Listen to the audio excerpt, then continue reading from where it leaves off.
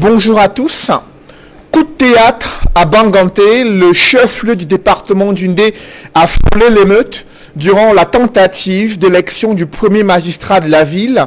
Dans une ambiance surchauffée, le scrutin a à nouveau été reporté. Selon le journal La Météo, le candidat Éric Niat a refusé de se soumettre au vote. Investi par le RDPC, sa candidature fait l'objet de vives contestations, à tel point que le journal Le Jour affirme que des conseillers municipaux boycottent la première session de plein droit pour s'opposer à la dynastie Niat. Le quotidien Le Messager croit savoir que le fauteuil de maire de Banganté est au cœur d'une rivalité entre le clan Niat et le clan Ketia Cortez. Les instructions du comité central du parti au pouvoir rencontrent l'opposition de la majorité des conseillers municipaux et lors de la deuxième session du conseil municipal convoqué jeudi dernier, une nouvelle candidature a été enregistrée après le désistement du premier adversaire d'Éric Niat. À la surprise générale, le préfet d'Undé a joué un rôle trouble. Selon le journal Le Messager, il a renvoyé sine die cette session extraordinaire alors que des conseillers municipaux ont appelé au vote. L'autorité administrative a-t-elle abusé de son pouvoir durant cette session de plein droit consacrée à l'élection du maire? Pourquoi la candidature d'Éric Niat pose problème à Banganté? Quels sont les enjeux qui se dessinent autour de cette élection du maire de la ville de Banganté? Ces vives tensions observées dans le Ndé ne sauraient éluder un autre scandale, le Covid-Gate. Selon la nouvelle expression, le ministre de la Justice a fait savoir au secrétaire général de la présidence de la République qu'il ne dispose d'aucun élément d'investigation pour engager l'enquête judiciaire contre les présumés auteurs et complices de malversations financières dans le cadre de la gestion des fonds Covid. Dès lors, la nouvelle expression s'interroge: comment peut-on commander des poursuites judiciaires sans donner des éléments qui permettent de le faire? Le journal Kalara affirme qu'il y a un ping-pong au sommet de l'État pour détourner l'attention de l'opinion publique sur le nœud du problème, à savoir le piège des surfacturations. Selon le quotidien Émergence, la pression monte sur le Cameroun au moment où le Fonds monétaire international attend des réponses sur la gestion des fonds Covid. Dans les colonnes de la nouvelle expression, le député Jean-Michel Nitieux dénonce et accuse le gouvernement d'avoir géré les fonds Covid dans la plus grande opacité. Sa dénonciation intervient au moment où une correspondance attribuée au secrétaire général de la présidence de la République dresse une série de marchés de gré à gré évalués à plus de 7 milliards de francs CFA et destinés à la fourniture des équipements et consommables médicaux pour lutter contre la pandémie du coronavirus. Il est demandé dans la correspondance au ministre de la Santé publique de finaliser la procédure de passation de ces marchés et empilation est faite au ministre des Finances pour le décaissement des fonds. Cette méthode de la task force laisse entrevoir aux yeux du député SDF des soupçons de détournement de fonds assortis de népotisme et de clientélisme. Cependant, certains journaux estiment que le secrétaire général de la présidence de la République ne fait qu'exécuter avec brio les hautes directives du chef de l'État afin de réussir l'implémentation de la stratégie gouvernementale, stratégie de riposte contre la pandémie du coronavirus. Mais où sont passés les rapports semestriels des dépenses des fonds Covid et l'audit indépendant des fonds qui ont été octroyés au gouvernement par le Fonds monétaire international? Qu'est-ce qui justifie cette opacité dans les enquêtes et contrôle de la gestion des fonds Covid? Les questions se posent avec acuité au moment où le Cameroun a déjoué des attentats survenus dans la région du Nord-Ouest. Une violente attaque d'un établissement scolaire catholique a été repoussée in extremis par les forces de sécurité et de défense. Cependant, des enlèvements se multiplient, des attentats à la bombe improvisés, les mines improvisées font d'importants dégâts matériels et des dégâts humains. Au regard de la recrudescence de l'insécurité, la concertation entre le secrétaire d'État américain Anthony Blinken et le chef de la diplomatie française Jean-Yves Le Drian augure-t-elle de nouvelles perspectives dans la recherche des solutions pacifiques face à la crise anglophone? Qu'est-ce qui justifie le silence assourdissant du président de la République devant de telles dérives et de tels scandales vécus au Cameroun? Ces questions brûlantes de l'actualité constituent l'ossature de droit de réponse. Mesdames, Messieurs, bienvenue dans cette émission où le choc des idées fait jaillir la lumière. Et pour cette nouvelle édition de Droit de réponse, je reçois sur ce plateau Roger Justin Noah, secrétaire général adjoint du Mouvement pour la Renaissance du Cameroun. Roger Justin, bonjour. Bonjour, monsieur Cédric Noufélé. Bonjour à mes companélistes. Permettez-moi de saluer nos vaillants militants et sympathisants qui sont encore retenus en otage dans les prisons du régime dictatorial et sanguinaire de M. Paul Biya pour leur opinion politique, alors que chaque jour on nous rabâche les oreilles disant que nous sommes dans un état de droit où les libertés publiques sont respectées. Permettez-moi ensuite de saluer les populations de ça, chez moi, qui ont du mal à se déplacer parce que M. le maire là-bas n'arrive pas à bien entretenir les routes rurales. Et il y a un gros problème de ce côté, notamment dans les localités de l'Ixogo et de Koumdouma, où l'État, dans le cadre des budgets d'investissement public de 2018 et 2019, a mis à disposition plus de 90 millions de francs CFA pour le cas de l'Ixogo et plus de 120 millions de francs CFA pour le cas de Koumdouma pour des projets d'adduction d'eau. Mais porté à ce jour, 9 mai 2021, les populations de ces localités-là n'ont pas d'eau potable. Et ça laisse cours à ce que vous savez des maladies dues à de l'eau. Je pense qu'il y a lieu pour le tribunal criminel spécial de se pencher sur la question afin d'en établir les responsabilités.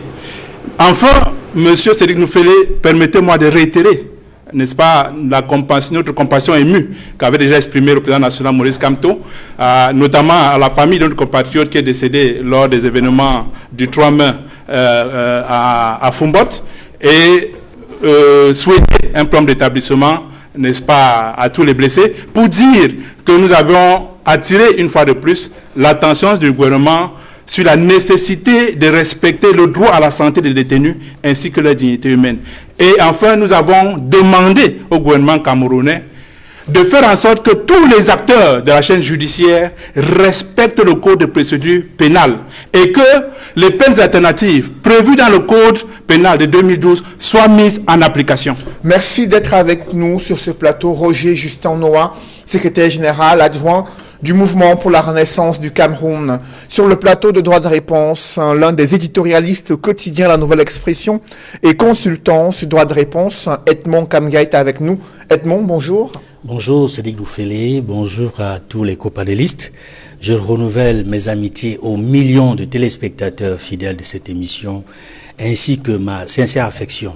Je saisis cette opportunité pour dire que la semaine qui commence est celle du 40e anniversaire de la mort du célèbre artiste musicien Bob Marley, une source inépuisable et intarissable, non seulement pour les Jamaïcains, mais surtout pour les Africains, parce que c'est une personnalité qui a eu des messages prophétiques dans ses chansons, les reggaemen et beaucoup de ceux qui ont lu et compris, entendu son message, j'espère ils se souviendront que Bob Marley, c'est celui-là qui a dit que l'Afrique devait s'unir, Africa must unite. Et c'est lui, dans une chanson, Redemption Song, qui demande au peuple anciennement colonisé de s'émanciper de la mentalité d'esclave. Merci d'être avec nous, Edmond, sur le plateau de Droit de réponse. Il est ministre du chef de cabinet du SDF, chargé de l'information et chargé des médias, qui est avec nous, Jean-Robert Ouafo. Jean-Robert, bonjour. Bonjour Cédric, bonjour à tous les copanélistes ainsi qu'aux millions de téléspectateurs qui suivent cette prestigieuse émission. Merci d'être avec nous, Jean-Robert. Sur le plateau de Droit de réponse ce dimanche, il est parti de Garoua pour nous rejoindre ce dimanche, enseignant à l'annexe de la faculté des sciences politiques et juridiques de l'université de Ngaoundéré, située à Garoua. Il est également membre titulaire du comité central du RDPC. Il est avec nous ce dimanche. Professeur Pascal Charlemagne, Msanga Nyamding, bonjour. Bonjour Cédric. Et d'entrée de jeu, je voudrais rassurer les étudiants de Garoua, dont du master de de droit public et sciences politiques, que ce n'est pas parce que je suis à Douala aujourd'hui. Je voudrais confirmer à tous ces étudiants que dans la matinée, le cours de relations internationales demain à Garoua aura bel et bien lieu. Et je voudrais aussi leur dire que dans l'après-midi, le cours de théorie de relations internationales aura bel et bien lieu. Donc je ne voudrais pas qu'il y ait un doute. Donc en clair, vous êtes bien intégré à la faculté, à l'annexe de la faculté des sciences juridiques. Vous savez, monsieur Cédric, la décision, ce dont je suis victime, la mise à disposition est illégale. Mais écoutez, je suis membre du comité central, biaïste. Comment voulez-vous que moi je remette en cause une décision de ma hiérarchie? Je dois montrer l'exemple. Malgré cette illégalité, il y a des voies de droit pour régler cette affaire. Mais je ne voudrais pas pénaliser, les étudiants de l'IRIC, que je voudrais aussi rassurer. Je vais continuer, tous leurs mémoires et travaux ne sont pas remis en cause, parce que certains sont perturbés. J'ai voulu les rassurer. Suite d'ailleurs aux instructions de monsieur le ministre d'État, ministre de l'Enseignement supérieur, ils seront toujours suivis.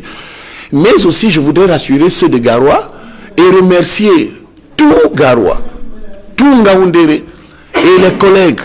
Certains ont initié même des pétitions. Aujourd'hui, on est à près de 300 pétitions parce que, effectivement, aujourd'hui, c'est moi à l'université. Demain, ce sera qui? Quel est l'enseignant qui sera en violation des droits? Aucun texte. Je vous dis bien que personne. J'ai discuté avec une vingtaine de magistrats, une vingtaine de professeurs de droit, une vingtaine même d'avocats. Aucun texte n'autorise qu'on mette un enseignant à disposition d'une université où il n'a pas demandé. Et puis pour terminer sur ce point, en vous remerciant pour cette invitation, je voudrais m'incliner devant la mémoire de l'ancien Premier ministre Achidi Achou, que j'ai très bien connu, qui a été un exemple pour nous.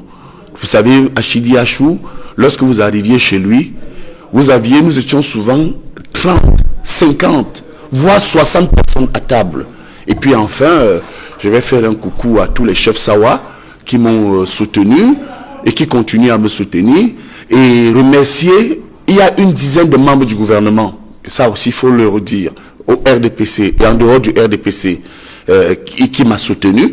Et je voudrais remercier enfin, pour terminer dans ce même chapitre, tous les anonymes. Alors, mais vraiment les anonymes qui ont pensé effectivement que parce que le Cameroun est un état de droit, on peut continuer à soutenir le Msanga Nyamding. Je leur exprime à tous ici toute ma gratitude. Mais je ne peux pas oublier mon petit royaume de Yabassi.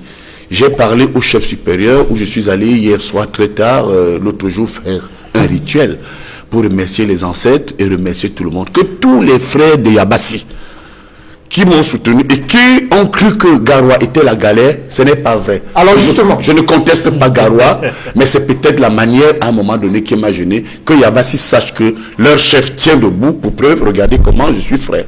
Alors justement, nous sommes... vous voulez réagir, Jean-Robert? Je suis quand même surpris de l'attitude du professeur Msanga Nyamding. Il me semble que c'est le ministre de l'Enseignement supérieur qui l'a affecté. Alors, bon... Oui, mais je vous donne un élément. Non, il faut avoir le courage de le dire, Robert. C'est le ministre qui m'a envoyé, mais sous la pression du secrétaire général de la présidence. Non, il faut le dire. Sous la pression du secrétaire général. Il faut le dire. Ça dit que le ministre d'État, Ngongo, avec tous les éléments qui sont réunis, bon, je laisse cette affaire entre les mains du chef de l'État et du Premier ministre. Alors, il faut dire qu'officiellement, sur la note...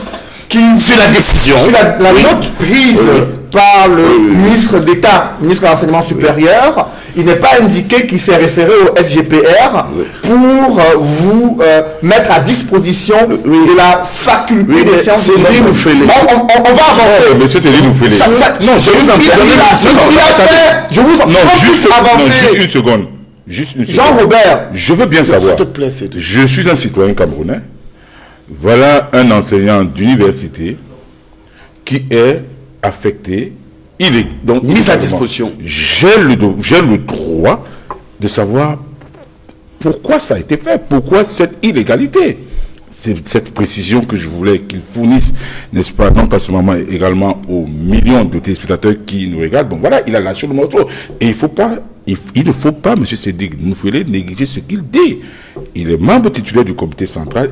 Et en plus, désigné par le président de la République, donc il a accès certainement à certains couloirs. Et il faut aussi préciser, hein, pour donner les faits tels qu'ils se sont déroulés avant de laisser libre cours aux commentaires qui n'engagent que leurs auteurs. Je reste avec vous, professeur Pascal Charlemagne Msanganyamding, vous qui êtes membre titulaire du comité central du RDPC. Désigné par le chef de l'État, il faut préciser cela. Merci d'avoir... Je vous dirai pourquoi tout à l'heure. Justement, il y a eu cette tentative d'élection à la mairie de Banganté. Oui. 2 fois de suite reportée. La première fois, boycott des conseillers municipaux. Et la seconde fois, une nouvelle candidature enregistrée en pleine session de plein droit, alors que le premier challenger d'Éric Niat avait désisté finalement à la dernière minute. Est-ce que vous êtes d'accord avec cette une du quotidien Le Jour qui estime que les conseillers municipaux s'opposent à la dynastie Niat à la mairie de Banganté? Mais c'est vrai. Vous savez, les militants du RDPC qui pour la plupart pensaient que Ateba Yene, paix à son âme, mon compagnon de bataille et moi-même étions des personnes impulsives, agitées et tout ce qu'on dit. D'ailleurs, à cette occasion, pour justifier ma déportation à Garoua, certains ont même mis à la disposition, et ça n'engage que moi, du chef de l'État, je suis au courant, d'une vidéo construite en 11 minutes qu'on a présentée à mon maître politique pour le mettre en colère contre moi, à l'effet de dire, regardez, il insulte les ministres, il insulte ceci, il insulte cela.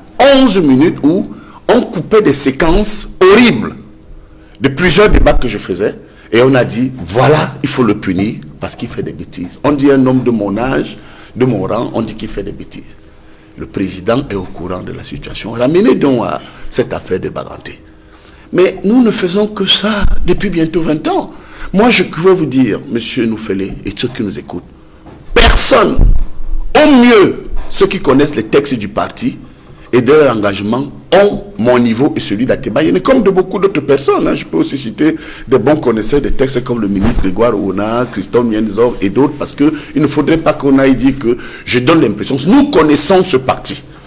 Ce qui se passe à Banganté est une implosion du parti que nous avons dit que si le président national, ou du moins le secrétariat général, qui est le relais de la mise en œuvre, de la vision du président, une vision portée depuis Bamenda, ne fait rien ou ne font rien, y compris le président national, mais ce parti va imploser. Quels sont les éléments qui vous permettent d'attester cela? Bon, Banganté, à la lumière de ce qui s'est passé à Banganté.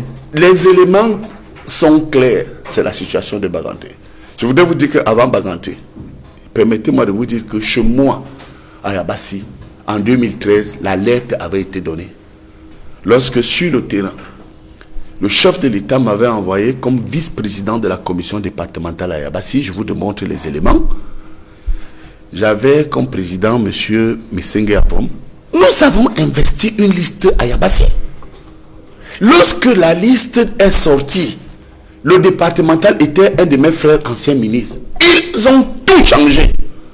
Yabassi est entré en ébullition au point où mon frère Maboula, qui était un camarade politique, et tous les militants qui avaient été investis, mais voyant que le secrétariat général, on a changé les noms sur les listes, ils sont allés dans un parti d'opposition avec qui ils n'avaient rien à voir. Et Maboula a été maire. À la fin, j'ai été sanctionné. Quand vous dites qu'est-ce qu'il prouve, regardez Nkonsamba. On a des camarades, Sim et autres, Madame Essamé, qui ont été même exclus et suspendus du parti. Parce que la base portait ses camarades et malheureusement, le sommet coupé de la réalité et certains friands d'argent. Parce que c'est ici, dans ce parti, que je vous ai dit que dans une conversation avec Ndoumba, j'ai écrit un livre. Je ne me suis pas seulement contenté de critiquer. J'ai écrit sur le RDPC. Mais M. Ndoumba, je cite, a dit au chef de l'État que au secrétariat général du comité central, on vend les places. Je ne vais pas reciter ce conseiller, je ne le serai pas. Je suis sur un plateau par respect pour lui. Et j'ai demandé au professeur, à Charles Ndoumba, mon père, que j'ai été publié, Ndoumba était vivant. Paul Biya, l'État et le RDPC. mais avez-vous vu le président national? Il me dit oui. Quand vous lui avez dit que ce conseiller et d'autres vendaient les places, quelle a été sa réaction? Je l'ai écrit. Le président a dit, on va sanctionner. Bon, aujourd'hui, ramené à Banganté. En tant que membre du comité central, j'ai insisté, désigné par le président. Parce qu'il y a une petite rumeur qui dit oui, les désignés. Les désignés ont une double légitimité. Un, c'est le Congrès qui élit tous les membres du comité central. Mais sauf qu'au Congrès, il y a 100 au Congrès qui sont présentés par le président national. Tous les membres, conformément au texte, on ne peut pas élire un membre du comité central en dehors du Congrès. Sauf que quand le Congrès élit, le président désigne 100. Je suis parmi. Ça vous dit donc que ramener à Banganté, il y a une violation grave. Il y a 2 infractions graves. 1, on a investi Éric Niat. C'est une instruction. On a beaucoup de camarades dehors aujourd'hui, exclus du parti, suspendus du parti, parce qu'ils n'ont pas respecté l'instruction du secrétariat général. Je fais remarquer à mon père Jean Côté et d'autres que voilà Banganté. Les militants sont curieux de voir ce qu'on fera de ces conseillers rebelles. Et 2, et je termine là-dessus. Si je suis un légaliste, pour preuve, je suis allé à Garoua. Je devais montrer l'exemple. Je ne peux pas m'opposer à la décision de mon patron politique, le ministre d'État, et mon ami, parce que le ministre d'État, je l'ai dit encore, il peut vous le confirmer, c'est mon ami. Il m'a envoyé à Garoua. Mais ramené donc dans cette affaire, je me suis dit, mais on a eu un processus où c'est la base qui portait les militants. Mais comment on peut expliquer que cette action menée par le ministre Sadi, du coup, s'est estompée et aujourd'hui, on remarque que les militants veulent reprendre leur parti et nommer eux-mêmes leurs représentants. Donc Banganté est entre le mur et l'enclume. Alors justement, et je pense que pour régler le problème de Banganté, avant qu'on arrive aux solutions, permettez à d'autres de réagir. Roger Justin Noah, vous observez qu'à Banganté, jeudi, la presse a été surprise par l'attitude du préfet d'Yaoundé. Alors qu'une nouvelle candidature a été annoncée, séance tenante, face à celle du candidat à Éric Niat, il y a eu suspension de travaux pour laisser les différents conseils municipaux entamer les conciliabules. Ils ont souhaité aller aux élections, mais le préfet, lui, a décidé du report sine die de cette élection. Comment appréciez-vous l'attitude de l'autorité administrative face à ce qui se passe dans cette mairie de Banganté? Monsieur Cédric Noufélé, nous sommes en 2021 et les populations commencent à ouvrir les yeux, comme on dit au quartier. Le Banganté pose 3 problèmes. Le premier problème, c'est... Non, je dis 2. Le premier problème, c'est celui du respect de la loi. Parce que de plus en plus, lors de ces sessions-là, on a la présence des mandataires du RDPC.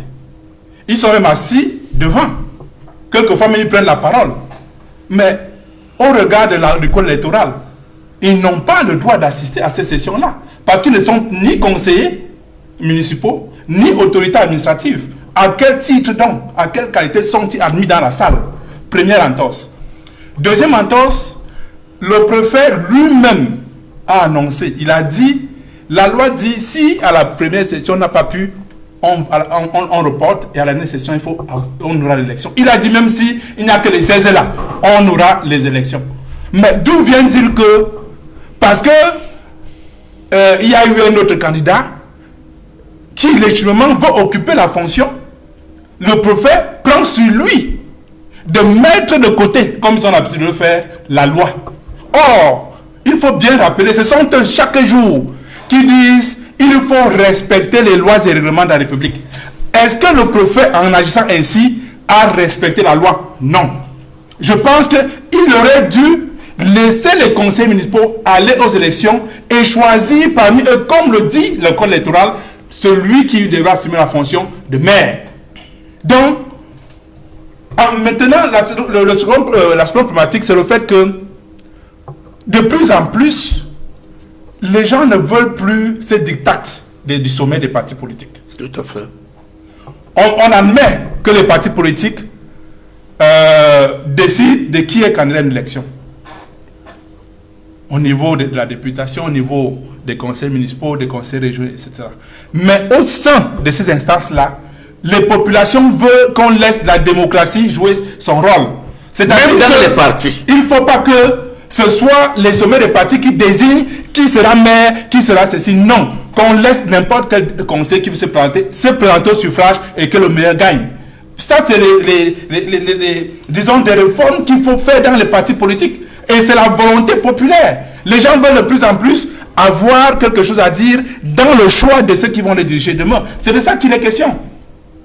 Après vous, Roger Justin, Edmond Kangia, la nouvelle expression a suivi de près l'évolution de la situation sociopolitique à Banganté. On a frôlé pratiquement l'émeute jeudi dernier avec cette mobilisation des populations contestant les manœuvres orchestrées durant la session de plein droit, mais aussi des partisans d'Éric Niat qui estiment qu'il peut aussi être maire de Banganté, ne devrait pas être victime d'un délit de patronyme. Quelle est votre analyse sur ce sujet? Monsieur Noufélé, ce qui s'est passé à Banganté, et ce n'est pas terminé puisque la session a été renvoyée encore, j'allais dire de manière presque illégale, si ce n'est totalement illégal, mais restons sur les faits. D'après les informations que nous avons récoltées sur le terrain, de la part de nos reporters et correspondants à Banganté, qui suivent de près la situation et qui rendent compte aussi bien au quotidien La Nouvelle Expression qu'à Radio Equinox, qu'à la télévision Equinox, nous avons donc appris, pour rester dans la chronologie des faits, que le 2 mai dernier, d'abord au niveau interne, au niveau de la maison du parti du RDPC, les conseillers municipaux, n'est-ce pas, de la commune d'arrondissement de Banganté se sont retrouvés, mais alors sous le regard des superviseurs venus de Yaoundé, du comité central, pour les exhorter à faire le choix du comité central, du secrétaire général du comité central, le choix du parti, c'est-à-dire celui qui a été investi à la personne d'Éric Niat. Tout à fait. Et c'est ainsi que, au sortir, à l'issue de cette rencontre à la maison du parti, comme ils sont 40 conseillers, il en est découlé que 21 ont voté pour Éric Niat et 19 pour son adversaire de ce moment-là, Jean-Lambert Tchoumi. Et lorsqu'il a fallu, dès le lendemain, aller à la session de plein droit, c'est-à-dire au niveau de la commune d'arrondissement de Banganté, pour en réalité matérialiser ce qui a été décidé la veille au niveau en interne dans le parti, c'est alors que le quorum n'était pas atteint. Sur les 40 conseillers, il n'y en avait que 16. Et il faut le dire, le préfet a eu raison de procéder au report de la session parce que le quorum n'était pas atteint. Mais maintenant, par la suite, la session était renvoyée au jeudi 6 mai. Et il était entendu, y compris par le préfet, que à la session de plein droit du jeudi 6 mai, même si le quorum n'est pas atteint, on va procéder à l'élection. Oui, mais c'est ce que prévoit la loi. C'est ce que prévoit la loi. Je tiens à le souligner. Très bien. Et là, le préfet était dans son rôle de rappeler la légalité, ce que prévoit la loi. C'est pour cela que l'élection aurait dû avoir lieu le jeudi 6 mai 2021. Parce qu'en plus, puisqu'on n'avait plus besoin d'attendre le quorum, mieux, tous les conseillers étaient présents. C'est-à-dire, les 40 conseillers étaient bel et bien là. Mais il se trouve que une autre candidature, c'est-à-dire après celle de M. Tchoumi qui avait désisté en interne, il y a eu la candidature d'une conseillère municipale, Mme Evelyne Nana. Et à ce moment-là, on a vu l'intervention, je ne sais pas si on doit dire habituelle ou inhabituelle, mais une intervention qui n'était pas opportune, n'est-ce pas, du mandataire du comité central du RDPC, qui a insisté pour que ce qui a été convenu le 2 mai à la maison du parti soit appliqué. C'est-à-dire que tous les conseillers doivent nécessairement voter pour Éric Niat. Et c'est là où toute la controverse, toute la bataille a commencé. Les conseillers ont estimé qu'il fallait laisser libre cours à l'élection, comme le prévoit la loi. Comme le prévoit la loi. C'est-à-dire passer aux élections entre les deux candidats, Mme Evelyne Nana et Éric Niat. Alors, vu l'intervention du mandataire du comité central, M. Jean-Claude Olamer, qui insistait, et curieusement, on a vu le préfet qui, à la session précédente, c'est-à-dire le 2 mai, qui donnait des gages de respect de la légalité républicaine, du respect des lois et règlements, se ramollit devant le mandataire du comité central du RDPC, et au lieu de permettre et de respecter la loi en procédant au vote, c'est-à-dire à l'élection du maire immédiatement comme le prévoit la loi, c'est-à-dire même s'il y a 2 candidats du même parti, on passe au vote. Curieusement, le préfet a ajourné pour la seconde fois, et cette fois-ci c'était un ajournement sine die injustifiable, inopportun et illégal, parce que il n'y avait aucun élément qui justifiait ce report. Parce que s'il y avait par exemple une menace de trouble à l'ordre public, une menace grave de trouble public, on pourrait comprendre encore. Mais il n'y avait aucune menace de trouble à l'ordre public. Les conseillers étaient unanimes, raffinés et imperturbables qu'on applique la loi. C'est-à-dire, on passe au vote. Malheureusement, on a vu un préfet qui n'a pas respecté la neutralité des services publics. Il faut comprendre par la neutralité des services publics la nécessité pour l'État ou ses représentants de faire en sorte que l'État n'intervienne pas dans les domaines de la politique, de la religion et de l'idéologie. C'est-à-dire faire preuve de neutralité et appliquer simplement et purement la loi. Ce qui n'a pas été fait par le préfet du département du Ndé. Et c'est à ce niveau qu'il faut s'interroger. Se demander si le préfet a revêtu la casquette d'un président de section du RDPC le jeudi 6 mai 2021. Parce que ce n'était pas dans son rôle de se laisser influencer par le parti au pouvoir ou par le mandataire du parti au pouvoir. Il devait tout simplement appliquer la loi, il ne l'a pas fait et c'est regrettable. Et c'est à ce niveau que nous déplorons souvent, n'est-ce pas, la confusion qui règne entre l'État et le parti, entre l'État et le RDPC. Et le préfet n'a pas aidé au respect de la loi, n'a pas aidé à l'expression libre des candidats, à l'expression de la démocratie au sein de la commune d'arrondissement de Banganté. Et il faut le dire, en renvoyant ce qu'il y est. Et je pense que là, c'est une source encore, une source de contentieux qu'il a créé, le préfet. Il n'aurait jamais dû renvoyer Sinedier parce que la loi ne lui permet pas de renvoyer Sinedier s'il n'a pas des motifs vérifiés, c'est-à-dire objectifs pour le faire. Il n'y avait rien, il n'y avait aucun élément. Après vous, Edmond, Jean-Robert Wafo, quel message cette contestation de la candidature d'Éric Niat est-elle en train d'envoyer aux Camerounais? Lui qui a été investi par sa formation politique et ensuite observe une protestation contre le fait pour lui de devenir maire de Banganté durant 2 sessions finalement avortées. Ce que je vais dire sur cette affaire, c'est quoi? C'est que la politique ne doit plus devenir un champ où tout le monde s'investit. N'importe comment. Parce que, voyez-vous, on est investi par un parti politique. C'est les municipales. Si la liste passe, il faut respecter les mécanismes internes. Tout à fait. Il se trouve que le parti État a ce qu'ils appellent les primaires. C'est-à-dire qu'après l'élection, les conseillers municipaux, n'est-ce pas, se retrouvent pour aller en compétition en interne. Alors, soit vous décidez de ne pas aller à cette compétition en interne et vous venez plutôt vous présenter en salle, et là, vraiment, tout le monde va prendre acte de ce que, même dans votre parti, de ce que vous avez refusé ce processus, et là, ça va et tout le monde verra ça venir. Soit vous participez à ce processus, et si vous êtes battu, vous vous pliez. Encore que c'est une élection, encore que c'est un conseil municipal monocolore. Maintenant, encore faut-il que ce soit bien mené, sans fraude. Bien sûr, non, je suis en train d'aller pas à pas. C'est-à-dire que si le candidat Choumi, M. Jean-Lambert Choumi, est allé au primaire en interne, c'est-à-dire au niveau des 41 conseillers municipaux, s'il est allé au primaire et qu'il a perdu, vraiment, la dignité, comme ils disent, et l'élégance, voudrait qu'il se plie au vote.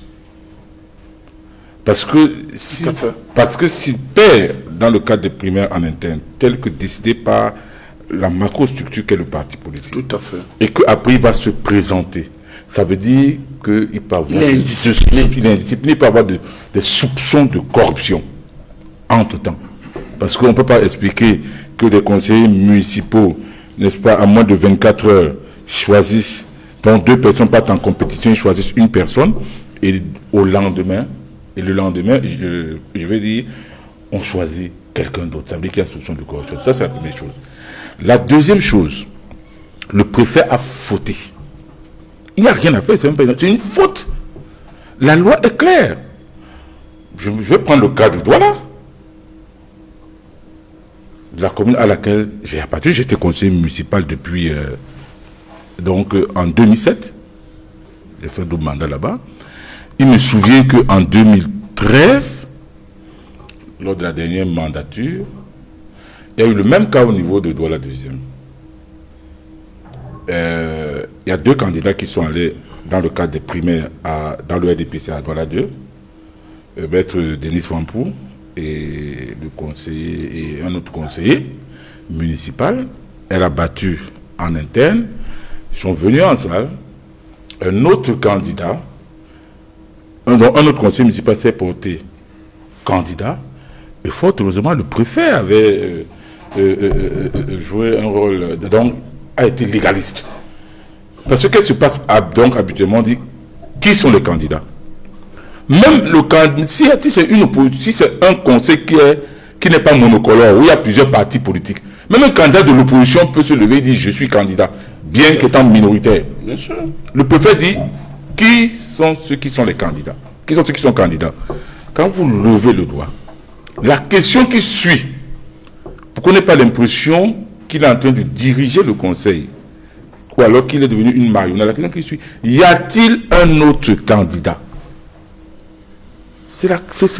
Y a-t-il un autre candidat? Et à la deuxième, il y a eu un autre candidat, le conseiller Jules Minamo.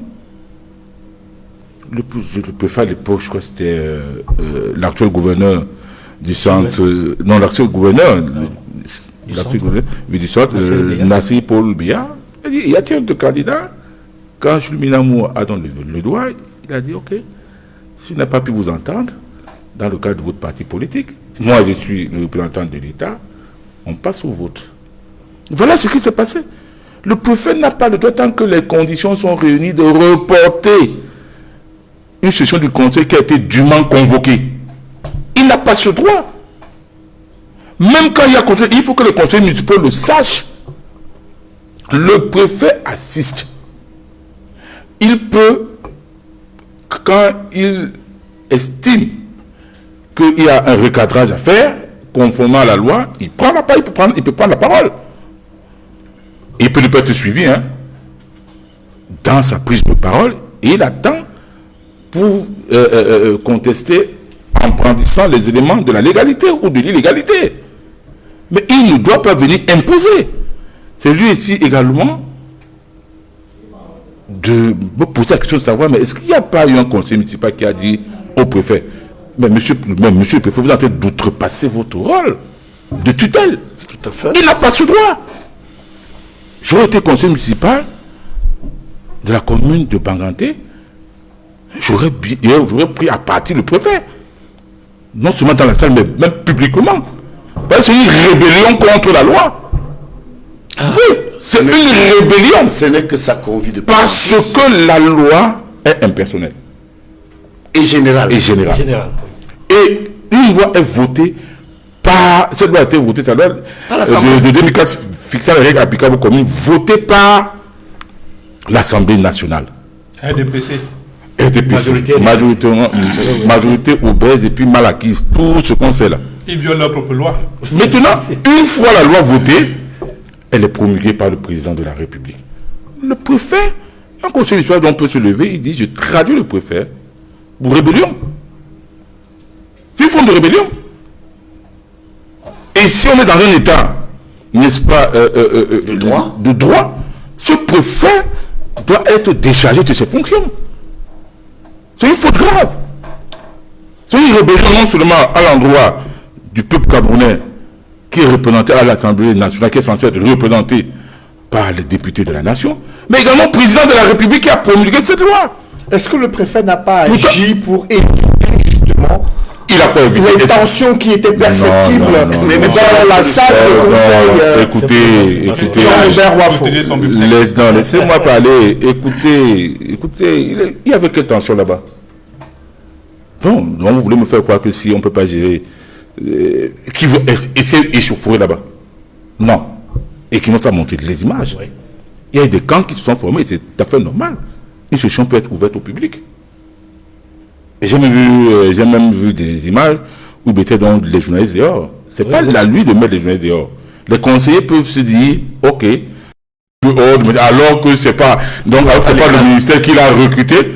Ça veut dire que quand l'arbre là ne sera plus là, regardez par exemple le mouvement qu'on lance là, le mouvement des franquistes.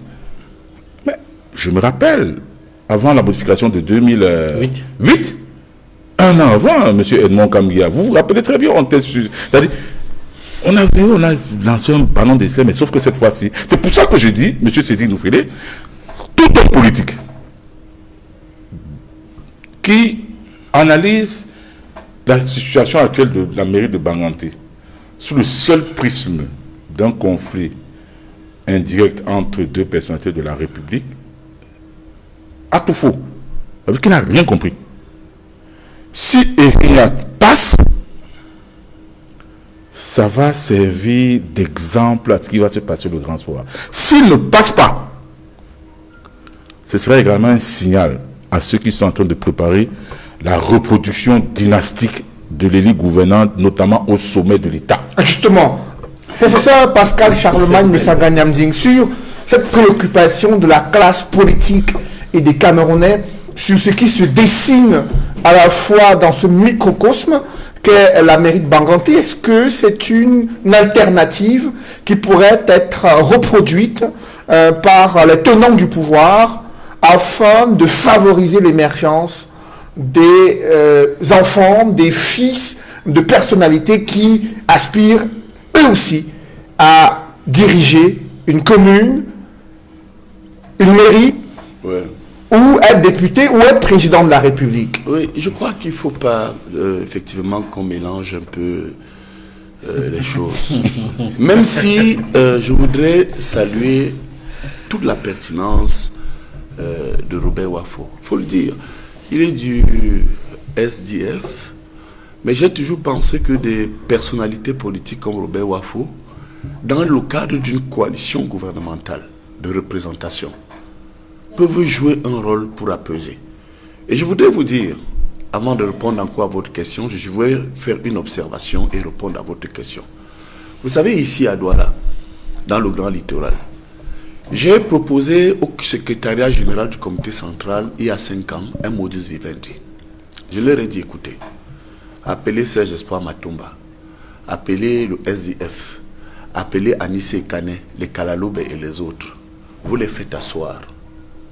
Et si vous regardez bien les chiffres, à Douala, nous sommes battus en termes d'un homme, une voix.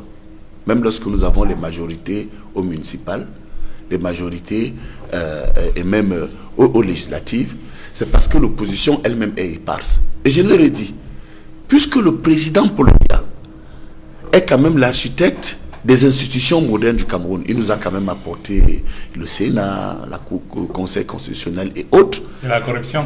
Non, c'est pas ça. Et j'ai donc dit à mes camarades, rassemblez-les à travers une politique de représentation et de partage du jeu social. Vous allez voir qu'on peut stabiliser le littoral et on peut également mener la même politique au nord-ouest. On aurait évité la guerre. On peut mener la même politique au sud-ouest et partout ailleurs. Mais malheureusement, certains de mes camarades politiques, certains Iliacres sont des gloutons.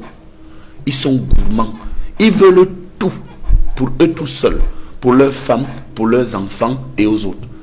Et je voudrais vous dire dans ce jeu, l'assassinat du président Idriss Déby a fondamentalement un lien, quoi que l'on dise, encore que je condamne cet assassinat, avec les frustrations dont le peuple tchadien a été victime. Il faut qu'on le dise. Tout à fait. Vous comprenez qu'aujourd'hui, on a atteint un degré de frustration où, vous voyez, moi, j'ai montré l'exemple. Si je n'étais pas courageux, monsieur Noufele, j'avais 3 choix. 1, je me tire une balle dans la tête. 2, je prends les armes comme certains l'ont fait au Nozo. Ou bien 3, je démissionne. Mais prenez ça au sérieux. Moi, je vous en prie, est-ce que vous êtes en train de dire qu'il y a des frustrations à la mairie de Banganté en raison d'une candidature de celui qui est présenté comme le fils du président du Sénat? Oui, donc sur ce point, je veux dire ceci, qu'il y a des frustrations à 2 échelles. Vous savez, d'abord au niveau du parti, les militants du RDPC que je côtoie au quotidien à la base sont tellement dessus, au point où je vous assure que si aujourd'hui, demain on dit qu'il y a élection, ce serait une catastrophe pour nous. Tellement les personnes zélées, parfois apolitiques, certains n'ont même pas, toutes ces personnes-là, d'en haut là-bas, qui donnent des instructions, parfois en bas, n'ont même pas de carte de parti. Deuxièmement, sur Banganté. Alors, je termine là où, effectivement, le camarade, le frère, quand je dis camarade, c'est pas au sens politique, le compatriote estimé et brillant analyste, parce que Éric Wafo fait partie des gens qui animent bien la scène politique ici depuis 20 ans, Jean-Robert, pardon. Et à partir de là, il chute sur une image, les noms. Je voudrais quand même dire que Éric Nyat jouit d'une double légitimité. 1, je suis honnête, en tant que membre du comité central, si vous me demandez, est-ce que vous connaissez Éric Nyat comme militant? Oui. Oui. Moi j'ai été, je me rappelle, dans des terrains de basket à Banganté, que le militant et le camarade Éric Nyat a mis en place. Éric Nyat connaît le parti. Et je voudrais vous dire quelque chose, mon frère Robert. Toutes ces élites-là, les fils des ministres, les fils des présidents, ils ne sont pas 1% même à militer dans le parti. Moi, je félicite un garçon comme Éric Nyat. Et de 2, la deuxième légitimité, il faut le dire, il a été investi par le parti. Alors, quelle est cette affaire où, et je termine sur votre préoccupation, monsieur Noufele, quand vous parlez, à la fin, y compris les fils de chef d'État. Lorsqu'un fils de chef d'État, comme Ali Bongo a été au PDG, il a milité. Il a été ministre des Affaires étrangères. Et il a été ministre de la Défense. Comment on peut comprendre que légitimement, on me dise qu'il n'a pas été préparé? Je peux vous dire la même chose, plus loin, d'un garçon comme Ford Nyasibé, que je connais très bien, qui s'est battu dans le parti avec son père, qui a été député et qui est devenu président. On peut constater la même chose à côté de nous en Guinée équatoriale. Bon, au Cameroun, ce n'est pas le cas. Peut-être vous allez me dire que Franck, je le reconnais, bon, il n'a pas été militant. Ça, il faut aussi qu'on le dise. Franck n'a jamais été, du moins moi, et c'est un garçon tranquille qui n'a jamais demandé, il n'a jamais été militant. Il n'a jamais été même préparé par son père à comprendre le fonctionnement de l'administration. Ramené à Banganté. Je voudrais quand même vous dire que quand vous avez quand même, c'est pas parce que vous êtes le fils de X et Y. Il n'y a pas un délit de nom. Quand vous avez un bon militant comme Éric Nyat, qui est, attention, il faut le dire à ceux qui nous écoutent, Éric Nyat est 3e adjoint au maire. Donc ça veut dire que c'est un camarade politique qu'on doit avoir avec un autre regard. Non, il était, c'est vrai. Il était. Oui. Tu le sais. Oui. Moi j'ai battu campagne depuis au moins 15 à 10 ans avec Éric Nyat. Mais pourquoi donc les gens vont venir dire que... Attendez. Parce qu'il s'appelle Nyat. Non, c'est pas ça. Écoutez, je vous en prie. Professeur Nyamding. Je vous en prie. Je vais dire une chose. Oui. La République, c'est quoi? C'est la chose publique. Oui. Alors, vous avez pris des exemples en Afrique. Je veux bien vous en Afrique, où les fils ont milité comme tout le monde. Si les chances sont les mêmes dès le départ, parce que ces fils que vous citez bénéficient de l'appareil de l'État qui est totalement partisan et dévoué à leur père. Si c'était des gens qui, si on avait par exemple un code électoral, un système électoral consensuel, et que par la suite le fils passe au terme d'une élection crédible et transparente, il n'y aurait pas de problème. Mais le problème en Afrique, c'est quoi? Notamment en Afrique centrale, c'est que le père met à la disposition et par force du fils tout l'appareil qui lui est dédié. Oui. Et d'ailleurs, un appareil d'État ne doit pas être dédié à un individu. Mais sauf qu'ils deviennent carrément les propriétaires de tout l'appareil de l'État qui scelle, qu'il confisque, qu'il dépose comme un coffre quelque part, et il prépare l'enfant, et quand le moment arrive, il passe à l'enfant. Et vous avez dit une chose sur ce qui s'est passé au Tchad. Oui, c'est des frustrations. C'est des frustrations. Les populations de Banganté également, et je veux dire les conseillers municipaux, vous avez vu mon développement à l'entame. Il n'y a pas eu de déloyauté par rapport au texte, parce que quand vous allez et qu'on vous tape là-bas, donc soyez élégants, soyez dignes. Mais il se trouve que, en Afrique, d'abord posons-nous la question de savoir pourquoi ailleurs ça ne se passe pas. Ça ne se passe pas comme ça. Même quand ça se passe ailleurs, c'est pas de façon directe. Ça s'est passé comme ça. Mais c'est pas de façon directe. Le père Bush est parti. Et il y a eu Clinton qui est venu, et c'est après Clinton que W. Bush est arrivé. Mais si vous me laissez, même l'histoire, c'est directement. D'abord, les Américains n'allaient pas accepter parce qu'à un moment donné, donc, ils allaient dire, mais oh, vous aussi, arrêtez. La preuve, c'est quoi? C'est que Hillary, qui est une femme d'exception, qui a brûlé sa bourse, à un moment donné, donc on a dit non, on préfère Trump. C'était Trump. Oui. Si vous me laissez, c'est pour vous dire quoi? Oui. Posez-vous la question de savoir pourquoi, par exemple, en France, François Mitterrand, qui était un parrain, qui était un président, qui rassemblait tout le parti socialiste, pourquoi il n'a pas mis son fils Jean? Attends, mais Jean-Christophe était un acteur décisif. Oui, mais il était l'acteur décisif dans l'ombre. Non, il était chargé des affaires africaines. Mais dans l'ombre. À l'Élysée. Oui, ça c'est. Claude Chirac et Aïbert étaient conseillers de son père. Oui. Tout ça c'est dans l'ombre. On ne l'a pas préparé pour prendre l'appareil politique. Absolument. Ah non, d'accord, nous sommes parce que les hiérarques de ces différents partis ne pouvaient pas accepter. Nous sommes d'accord. Est-ce que vous pensez, ce n'est pas le cas, justement, après vous Jean-Robert, Pascal Charlemagne-Nyamding, est-ce que vous pensez qu'au Cameroun, c'est un scénario qu'on peut envisager, au-delà de la mairie de Banganté, de préparer l'un des enfants du président de la République pour être candidat du parti au pouvoir en cas de vacances, en cas d'absence définitive du chef de l'État? Pensez-vous qu'un tel scénario peut se dessiner au Cameroun? Voilà, je ne vais pas esquiver votre question. Je coordonne, je vous assure, le plus grand mouvement qui engage les militants du parti. Causez avec les gens sur le terrain.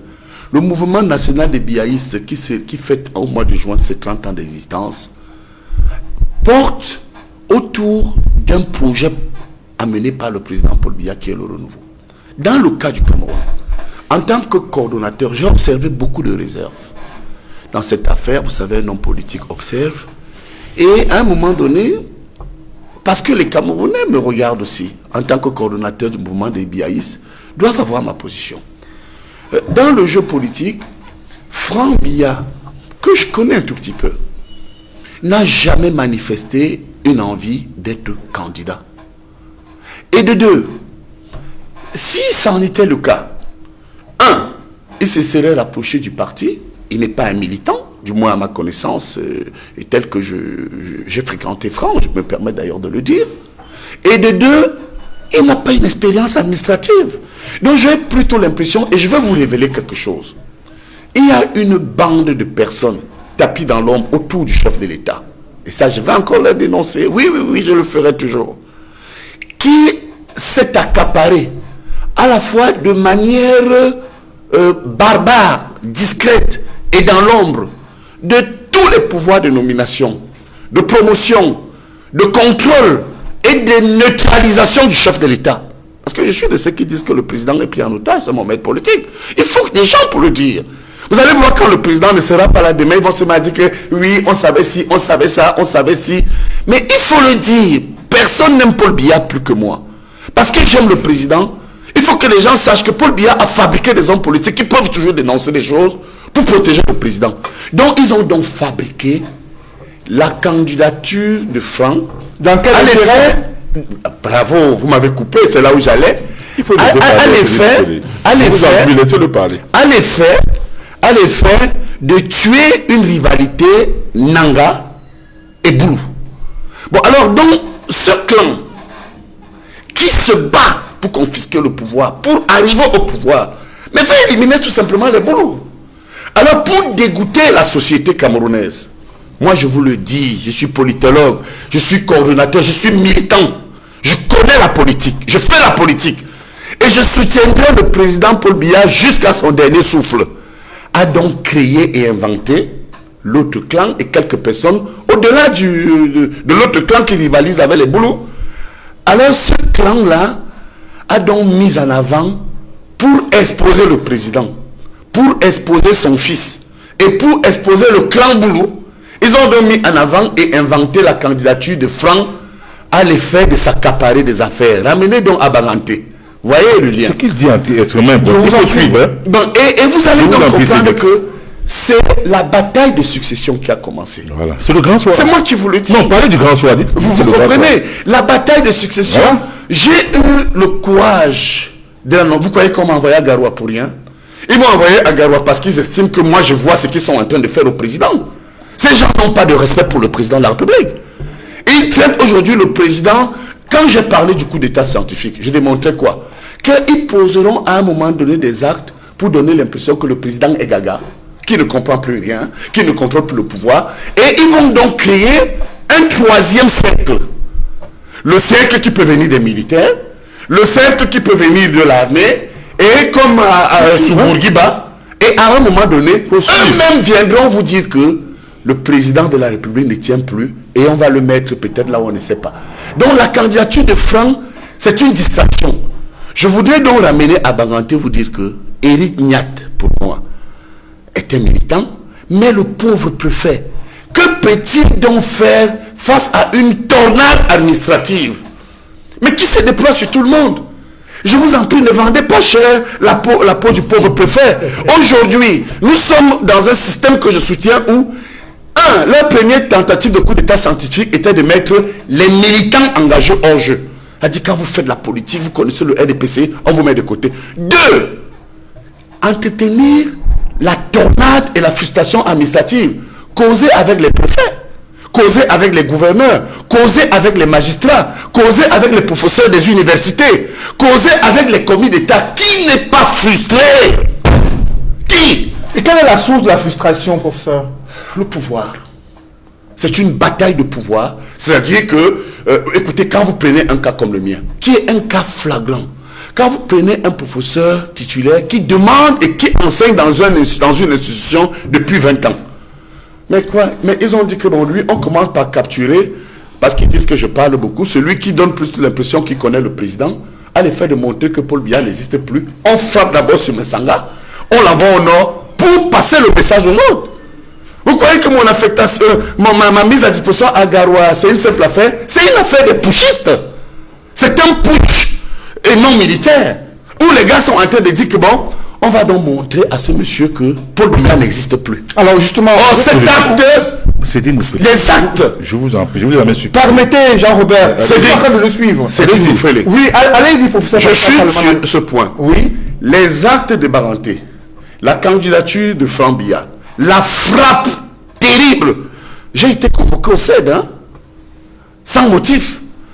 Et mon délogement, ma déportation, ce sont les signes qui tendent à montrer que Paul Biya ne tient plus. C'est ce que ces gens font croire. Et je voudrais vous montrer que le temps nous le dira, parce que je pense que Paul Biya est encore là.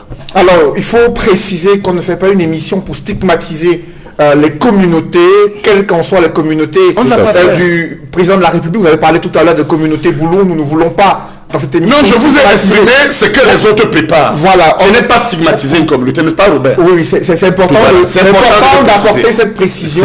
Aucune stigmatisation de communauté. On va avancer dans l'émission. Jean-Robert, permettez à d'autres de réagir. Roger Justin Noah réagit aux emplois militaires et civils au Cap. Permettons d'abord à Roger Justin Noah de réagir sur ce débat. La question autour de la mairie de Banganté qui est liée à cette bataille de succession au sommet de l'État. Est-ce que vous avez la même perception lorsque vous suivez les analyses qui sont faites sur ce plateau? Bien, mais je voudrais d'abord dire une chose. Banganté montre encore à souhait l'infondation de l'État au parti RDPC. Parce que le préfet représente l'État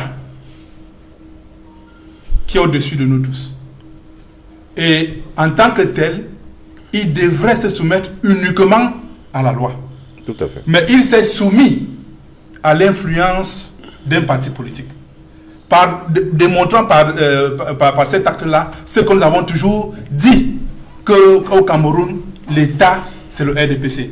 Et je voudrais vous rappeler que récemment encore, je pense, la troisième personnalité de l'État, le président de l'Assemblée nationale, a donné des instructions concernant son parti politique, pas l'Assemblée nationale, sur le papier en tête de l'Assemblée nationale. Tout le monde a vu ça. Tout à fait. Mais ça demande quoi? Ça veut dire que pour eux, dans leur esprit, l'État, c'est le RDPC. Et c'est ce qu'on a compris à Banganté. Maintenant, sur les analyses du professeur et tout ça, nous avions toujours dit que nous avons toujours appelé à la vigilance des Camerounais pour que le gré à gré qui est déjà en marche au sommet de l'État n'aboutisse pas. C'est pas une histoire, il faut que ce soit clair, c'est pas une histoire du MSC, c'est pas une histoire de tel, c'est une histoire de l'État, c'est une histoire de tous les Camerounais. Parce que nous vivons tous les désastres de ces régimes. Et même si c'est malheureux, le professeur M. Ndiamdi en est un vibrant exemple. Ça veut dire que si vous restez de côté, vous dites ça ne me concerne pas, demain ça va vous concerner. Par conséquent, il faut que nous nous mettions ensemble pour dire non à ce qui se prépare. Nous ne sommes pas au Cameroun dans une dynastie. D'où vient-il qu'après Paul, c'est Paul? Non, nous ne voulons pas de cela. Et il faut que les Camerounais se soulèvent. Moi, je considère que c'est un ballon d'essai. Ils ont lancé ça comme ça pour voir quelle sera la réaction des Camerounais. Peut-être la guerre qui a lieu déjà dans les régions nord et sud-ouest. Le conflit avec Boko Haram à l'extrême nord et peut-être de temps en temps les incursions à l'est du Cameroun ne suffisent pas. Une chose est sûre, s'ils vont à ce niveau-là, ils vont ouvrir une autre guerre. Ça c'est sûr. Parce que les frustrations, comme les autres l'ont dit, vont faire en sorte que les Camerounais se lèvent et prennent d'autres voies, même si ce n'est pas la nôtre au MSC. Alors, il y a eu une interview, Edmond Kanga, du chef de l'État à France 24, il y a quelques années. La question lui a été posée s'il préparait un successeur à la tête de l'État. Il avait indiqué que le Cameroun est une république. Le Cameroun n'est pas une monarchie. Et le moment venu, il y a des mécanismes prévus par la Constitution pour l'élection d'un nouveau président. Est-ce que vous avez le sentiment, au regard de la situation actuelle, que ce discours, cette trame de fond dans les propos du chef de l'État reste celle qui est de mise au sommet de l'État? Avant de répondre à cette question, je voudrais dire un mot encore sur la situation qui prévaut à Banganté, des éléments qui permettent de mieux comprendre ce qui se passe dans ce terroir. Parce que la commune d'arrondissement de Banganté, c'est un ressort territorial qui a au moins, je crois, 7 villages ou 7 chefferies. Et il y a là-bas comme une règle non écrite, si ce n'est tacite, qui voudrait que si un ressortissant d'un village a une fonction importante au niveau de la fonction publique, au niveau du gouvernement, au niveau du Parlement, il serait de bon ton que le ressortissant d'un des autres villages de la commune d'arrondissement puisse présenter un ressortissant à la commune pour qu'il soit le mieux placé pour obtenir par exemple le poste de maire. Malheureusement, tout se passe comme si, depuis un certain temps, ce sont des grandes familles de Banganté qui se succèdent à la tête de la mairie. Or, il y a 6 autres villages dans cette commune d'arrondissement de Banganté. Il y a 6 autres villages qui aimeraient bien que les ressortissants, n'est-ce pas, de leur village puissent être mieux positionnés. Et ça, c'est un des éléments importants de frustration qui se trouve, qui réside, qu'il faut comprendre, qu'il faut mettre dans le débat pour mieux comprendre pourquoi les gens sont exacerbés par la volonté d'Éric Niat de briguer la fonction de maire. Je n'ai personnellement rien contre Éric Niat qui a fait ses preuves comme militant. D'ailleurs, le professeur Messanga Nyamdine disait que c'est un bon militant. Un très bon militant. Un bon militant qui a été investi par le RDPC.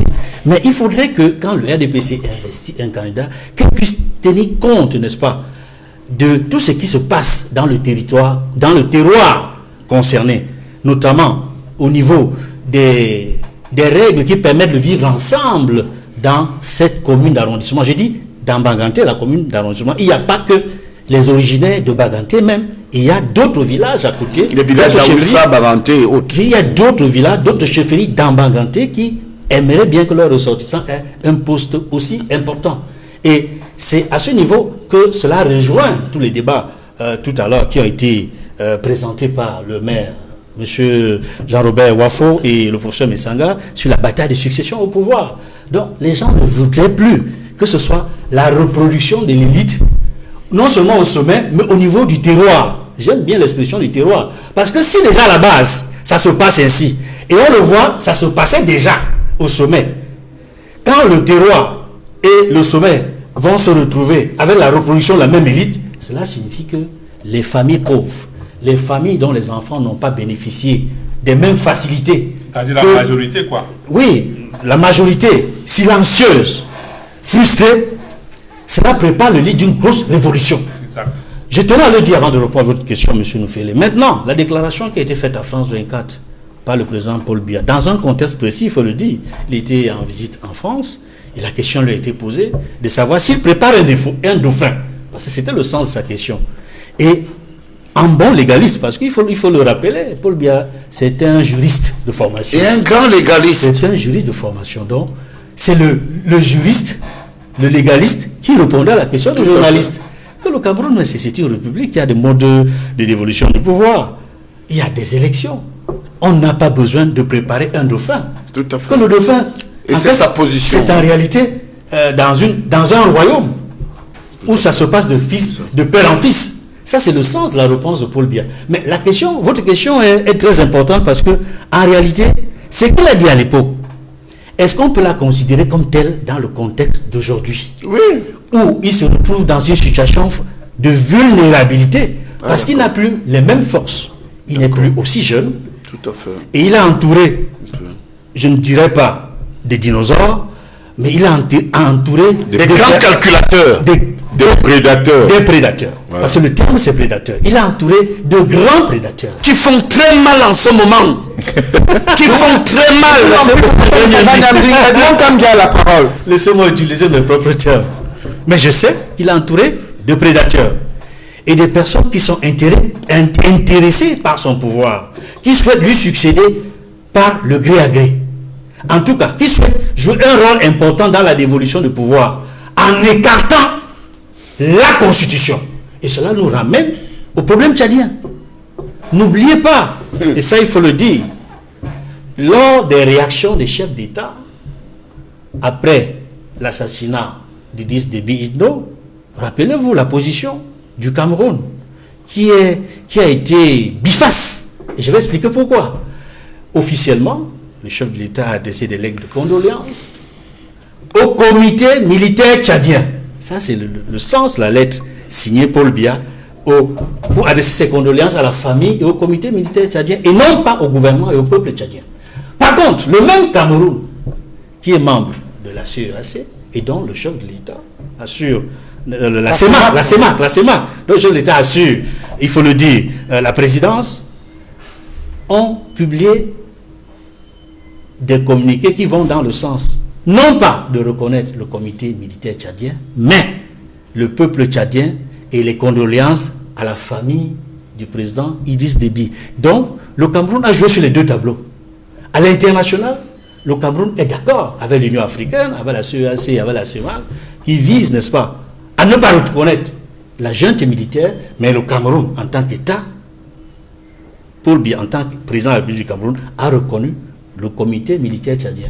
Et s'il faut lire et comprendre cette grille de lecture qui montre Paul Biya, qui a une façon de réfléchir, une façon de se positionner à l'international, une façon de se positionner comme Cameroun, c'est qu'il faut lire dans ces deux lectures et voir d'abord la coopération bilatérale entre le Cameroun et le Tchad, mais également le fait que le Cameroun à l'international tient compte, n'est-ce pas, de la position de l'Union africaine, des institutions internationales. Quand il est avec les autres États, il partage la position des autres États. Mais quand il peut, en toute souveraineté, donner sa position, il le fait en tant que président de la République du Cameroun. Je voudrais très rapidement dire que je ne peux pas sur ce plateau laisser dire que M. Paul Biya est légaliste. Est-ce qu'un légaliste permet que des compatriotes soient emprisonnés, traduits même devant des tribunaux militaires pour leur opinion politique, en violant les lois du pays? Est-ce qu'un président légaliste permet que chaque jour le gouvernement viole ses propres lois? Non, M. Paul Biya n'est pas légaliste. Il fait d'être légaliste. Alors, avançons, déroulons le fil conducteur de cette émission. Vous allez réagir après. Non, sur ce point. Je vous en prie, permettons qu'on évolue. Je suis le modérateur. Permettons qu'on évolue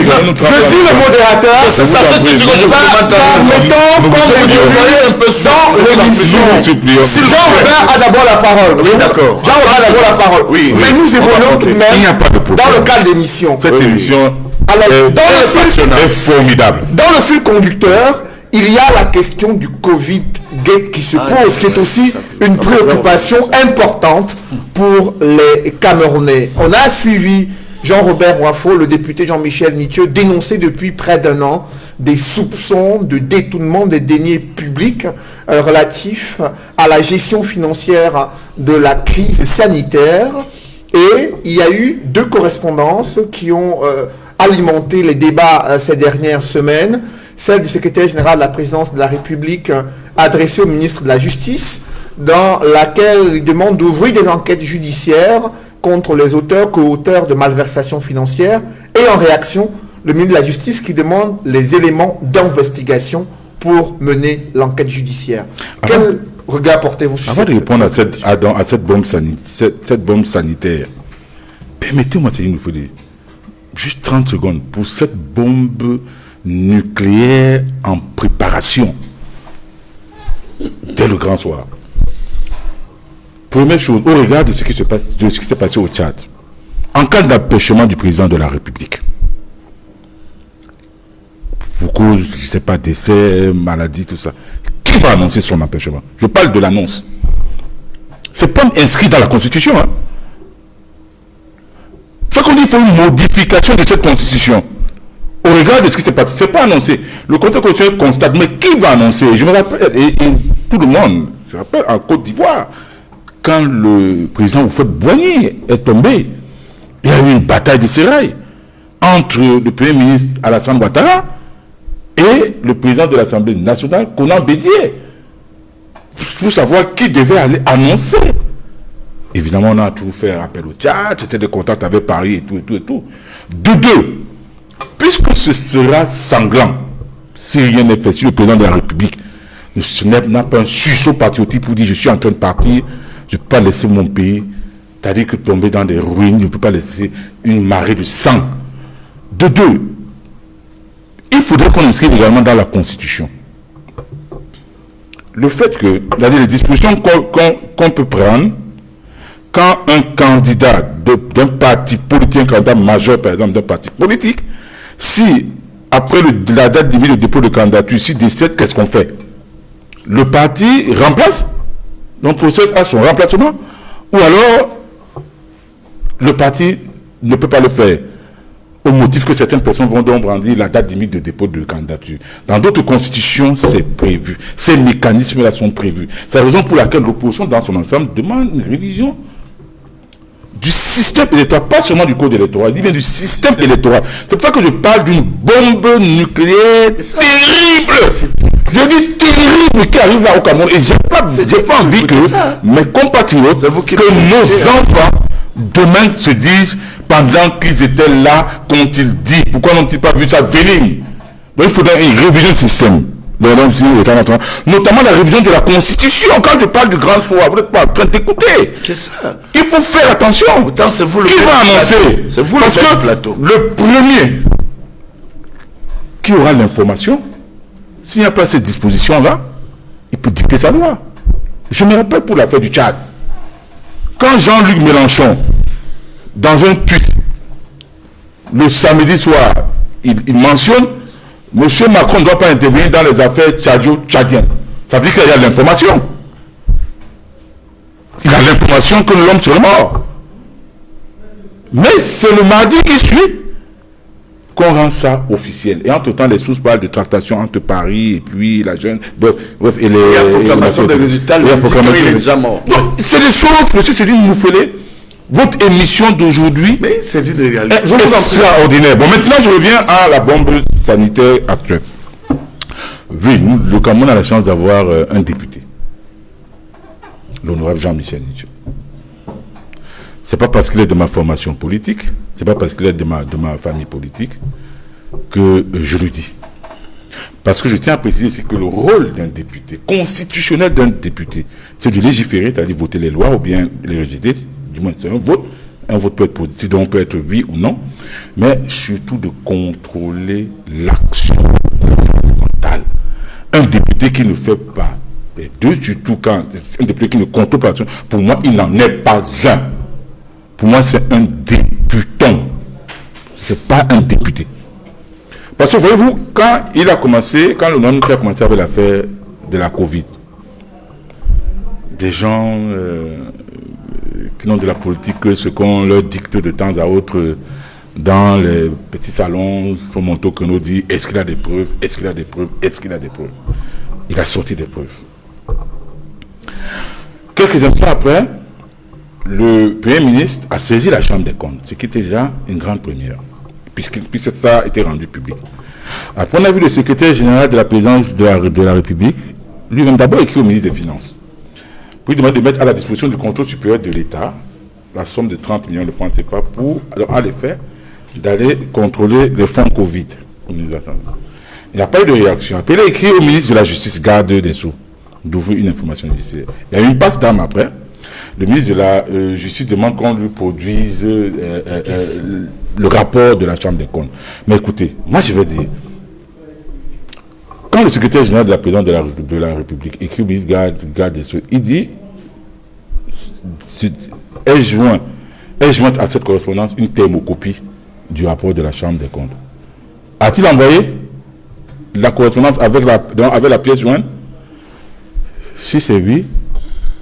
Le ministre de la Justice insiste sur les éléments d'investigation. Il insiste sur les éléments d'investigation.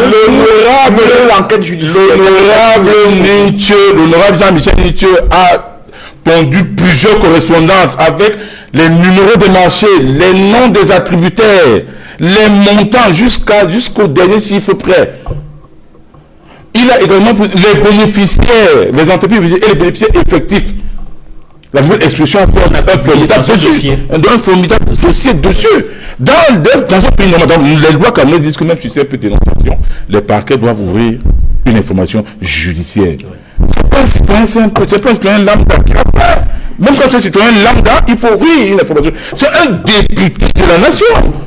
Comment le ministre peut dire que, comment le ministre de la Justice, dans le ministre d'État, peut dire, bon, j'attends ceci. Les parquets sont sous sa responsabilité. Pourquoi ne pas actionner ce levier de la loi qui indique que c'est un peu de dénonciation, on ouvre une information judiciaire.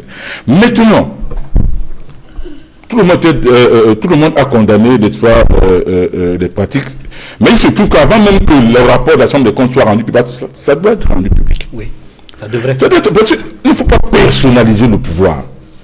Le rapport de la Chambre des comptes devrait être rendu public. On ne l'a pas fait.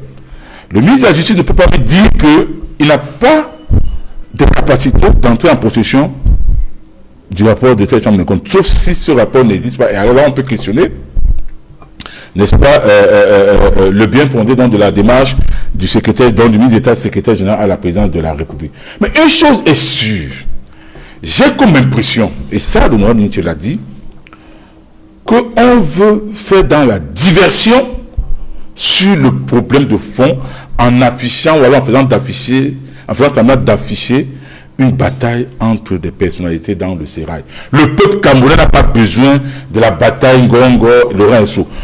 Le peuple camerounais veut savoir où est parti l'argent du Covid. Et ce qui est curieux, M. Sédhic Nouféli, alors qu'on n'a pas encore fini avec le scandale sur les 214 milliards de fonds Covid, voilà le secrétaire général de la présidence d'appui qui lui-même crée une task force. Et il fait une correspondance au ministre de la Santé avec pour objet attribution et signature des contrats dans le cadre de la réponse contre le Covid-19. C'est-à-dire, Attribution. C'est-à-dire on prend, comme je prends cette feuille, je dis je t'attribue ça. Et signature, c'est une injonction. Mais écoutez, avec la liste des sociétés. C'est incroyable. Et donc, les sociétés, il y a Medical Pulsar, il y a SAT Pharma, il y a Medical Link, il y a Metro Calypsal. Mais je suis allé sur Internet. Donc, j'ai allé sur le moteur de recherche Google. Ces entreprises-ci n'y figurent pas. J'ai même demandé à certains amis qui sont aux impôts, est-ce que ces entreprises sont dans le fichier du contribuable? Donc, j'ai balancé 2 et puis ils m'ont dit que bon, ça n'existe pas. Vous vous rendez compte? On parle de combien? 7 milliards de francs CFA. Donc, maintenant, c'est comme si on avait seulement, c'est-à-dire qu'on avait arraché pour avoir sa part, pour avoir accès au contrôle. Et je vais dire, parce que quand on parle de marchés spéciaux, mais écoutez, il n'a pas parlé de marché spécial, hein. Il a parlé d'attribution et de signature de contrat. Parce que les marchés spéciaux portaient, c'est-à-dire que c'est ce qu'il y a eu au niveau du ministère de la Santé, et qui portait sur plus de 50 milliards de francs CFA en 3 mois. Et donc là, la nouvelle expression a fait ce formidable dossier. Mais maintenant, ce n'est pas les marchés spéciaux. On ne passe même plus par les marchés spéciaux. Parce que les marchés spéciaux, ce n'est pas également les marchés de gré à gré. Ce qui se passe là, c'est-à-dire c'est un peu comme si vous dites à votre fils, prends-moi ceci, remets là-bas. C'est comme ça qu'une république fonctionne. C'est comme ça qu'une république fonctionne. Mais est-ce que dans le cas de la task force, le SGPR a indiqué il y a quelques semaines qu'il est désormais l'ordonnateur des fonds Covid-19? Est-ce que cela ne justifie pas cette sortie adressée au ministre de la Santé publique pour l'attribution et la signature des contrats? J'ai un problème. Parce que le professeur Niamdien a dit quelque chose là tout à l'heure. Est-ce que les gens ne sont pas en train de montrer que Paul Biya n'est plus là? Parce que le ministre secrétaire général, la présidente de la République, vraiment, sur haute instruction, d'ordre du président. Mais qui avait le président? Monsieur Niamdi Messanga, pourquoi ne convoque-t-on pas les conseils de ministres dans ce pays? Quel est ce pays où un ministre ne peut pas rencontrer son président? Qui l'a nommé? Or, il se trouve que le ministre d'État Laurent Esso, qui a également été secrétaire général à la présidente de la République, peut-être se dit, bon, ok, mais le chef d'État n'a pas l'habitude d'agir ainsi. Bon, et le Covid aussi aidant. Il va vous dire, je ne peux pas organiser de conseil, sauf que même avant la Covid, il n'organisait déjà pas. Mais il se trouve que ce qui se passe est extrêmement grave. Je vais vous prendre un exemple. Et je dis, la nouvelle expression a fait un travail remarquable. Et je demande à tous les Camerounais qui veulent savoir ce qui se passe dans les détournements qu'il y a eu dans le cadre de la Covid, d'acheter la nouvelle expression, je crois que c'était du mercredi 5 mai. C'était ça, non? Oui, je crois. Oui, le mercredi 5 mai. Il y a tous les détails dessus. Alors, ce sont les dénonciations. Je dis tous les détails. C'est des dénonciations, puisque... Les dénonciations faites par le député... Mais c'est des dénonciations... Mais qui lui a opposé un argument contraire? Personne. Personne. Dites-moi, monsieur Cédric Noufélé, avez-vous entendu le ministre de la Santé dire que les décisions de l'homme Jean-Michel sont fausses? Avez-vous entendu le Premier ministre dire que c'est faux?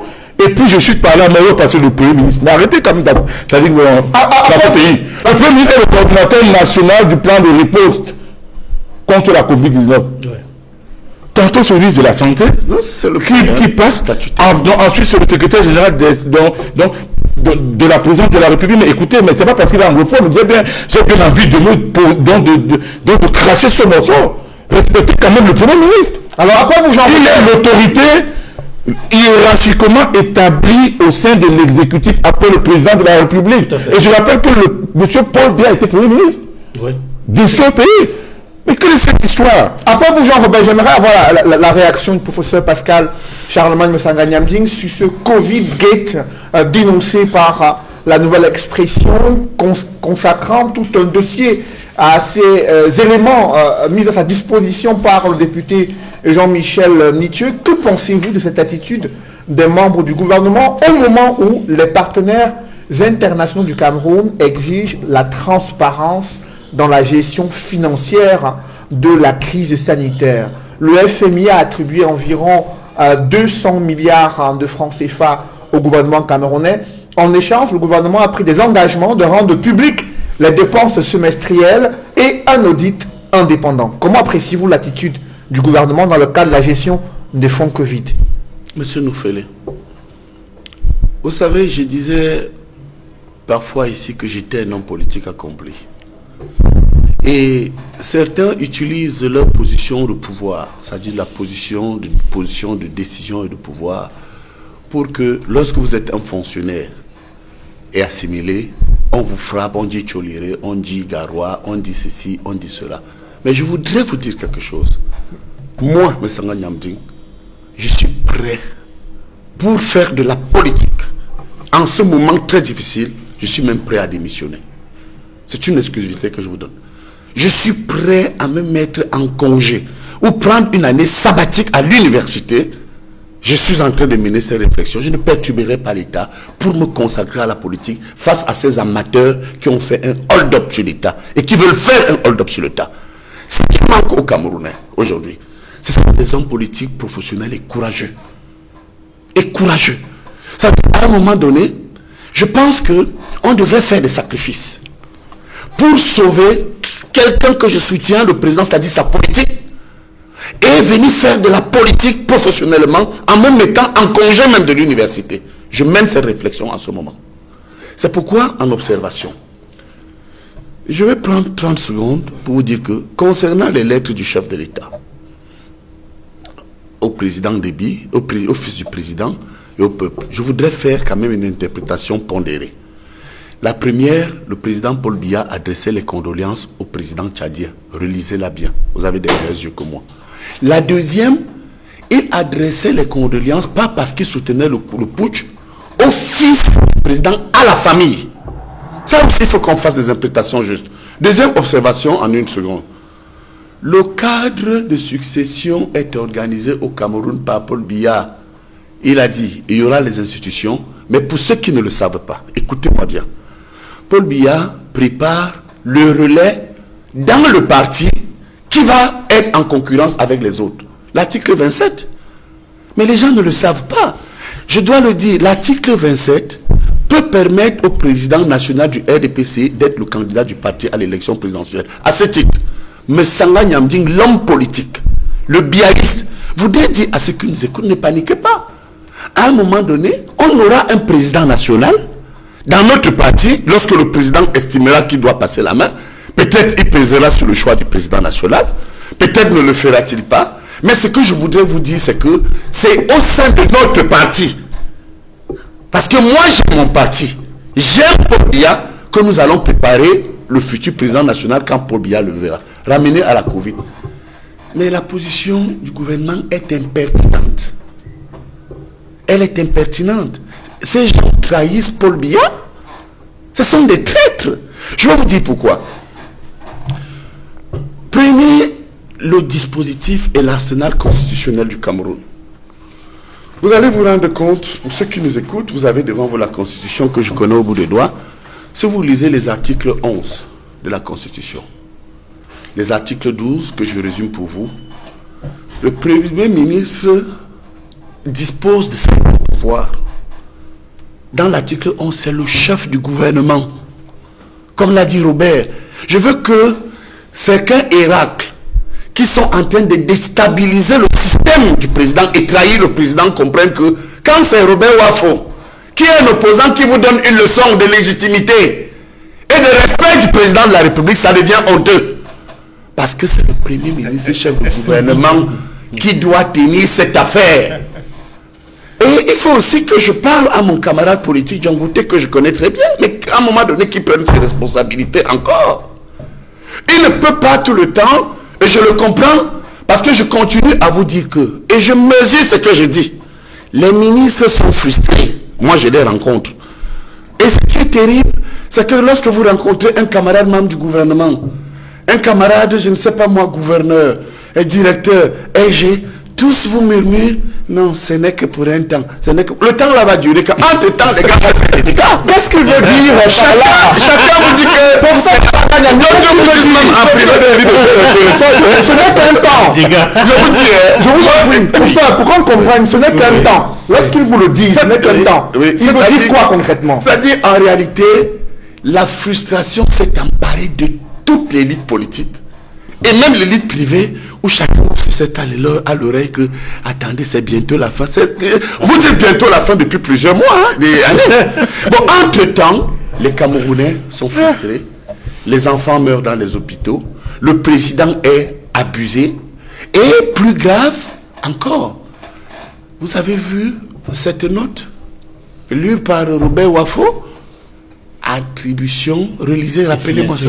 Attribution et signature des contrats. En tant que professeur de droit public, c'est très grave. Quelles sont les fautes? Il faut à un moment Quelles donné... sont les fautes que vous avez identifiées dans cette correspondance? J'en vois 3. Je vous en prie. Allez-y.